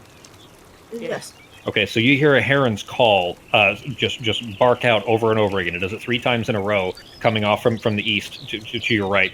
Sorry, to your right, but to the west rather. And you know innately, herons are. This is not an area where there's no water near here, and herons are waterfowl. They would not be out here. Okay. I'm gonna cast. Do you slow down? Yeah. At the net. Okay, it's not a rope net. It's made of metal. It's like barbed wire. Oh, I thought it was rope. Yeah, no, it's a line. It's a long line of twisted coil, like a cyclone fence, except barbed wire. Shit, now I wish I still had chatter. But it yanked up in front, and then there was this heron call. Arteme, are you slowing down, or are you going to rush through this? I'm gonna slow down and try and sidetrack. Okay. All right, so you slow down to a stop, and it takes you a while. It takes you, this as fast as you were going, having run as fast as you can for the last 6 hours. You had this kind of motorized effort that has flown you through this. Like, you really have to try hard to slow yourself down, and you stop maybe 10 feet back from this kind of netting of barbed wire. And in a gruff voice that is clearly muffled. Whoever's making this, speaking this, is covering their mouth and turned their head away, which is, you get the impression, is in an effort to kind of mask the location that it's coming from. And it says, "Which star do you follow?" And all of you can hear that. I'm gonna cast Chaos Bolt at the net. Okay. I'm not even gonna answer. Go ahead and make an attack roll without any target. Okay. Ah, shit. You managed to hit the net. The Chaos Bolt kind of crosses through one of the dangling parts, the lines that are hanging down from it that are also barbed. But it passes through. Go ahead and roll the damage on it. Alright, so I'm gonna cast cold damage. Okay. It'll freeze and she can shatter it. Okay. The bolt isn't that big. The net is really long. It's between 2 trees that are very far. Well, I know, but I'm hoping if she aims where Okay. I hit it, it'll be hard enough. If I could use my heat, gotcha. You see ice crystals kind of form around the single line where it's dangling from, but it's on the vertical part, not the horizontal part, not the kind of supporting part, if that matters. But it doesn't look like it would have been enough to really damage it much. And you hear the heron call, this time coming from the opposite side, from your left, and it's the 3 heron calls over again. And another time you hear somebody shout, "Which star do you follow?" Star of David! What are you talking about? Samson, who's still kind of trying to catch his breath, he says, "I'm Lieutenant Samson of the Crowblinders. We're on a vital mission. Do not impede us." And a half second later, the voice repeats, "Which star do you follow?" Any response? What does that even mean? Samson Not says, that I can ask, but Wait, That would be my response. Yeah, that's fair, actually. Arteme, What do you mean stars? We don't... What are you trying to ask us here? I don't understand. are you saying that? Okay, you say that out loud then? Yeah, say that. Well, I say that out loud, and Okay. I don't know what they're talking about. Samson says, "They're asking for the challenge, and I don't know what the challenge." "I'm Lieutenant Samson. Just let us in. I'm holding the older."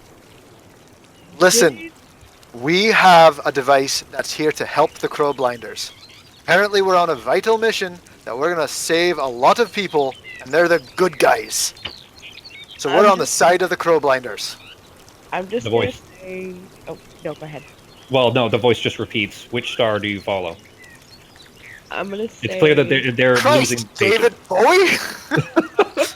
David Bowie. Come on. I don't know if this is gonna work, but I'm just gonna say Sapphire or challenge Sapphire, whatever. There's a rustling sound, and you hear whispering, and the net follows, or the net falls rather. The steel netting, the chain mesh netting, and the voice says, "May the Sapphire Star guide you." And they. What the hell kind of trick was that? That's what Pepperjack told me like 2 days ago. Challenge Sapphire. Oh, well, that makes Okay, sense. so I'm gonna start back Thanks up for with sharing with the group. I did. What was that, I Ottoman? asked if anybody knew what challenge Sapphire meant. Yeah. I'm gonna run through into the engine. Okay. There's people ahead of you now. Now that that's happened, there are people starting to come out that were covered in leaves, and they were like basically. This is fall, remember? So there's like good foliage around the ground and everything, and there are people like standing up out of it that are clear that they're scouts. We need Samson to talk to them and see if they're going to be able to help us out, or if they have any information that can help us. Well, a man, one of the there's people all around that are standing up out of this. A man stands up out of this group. You gather that it may have been the one that was asking you, and he says, "I'm Sergeant Prince. What do you're here with? What are you here for, Lieutenant? What do you what can we help you with?" We're here to party like it's 1999. God damn it!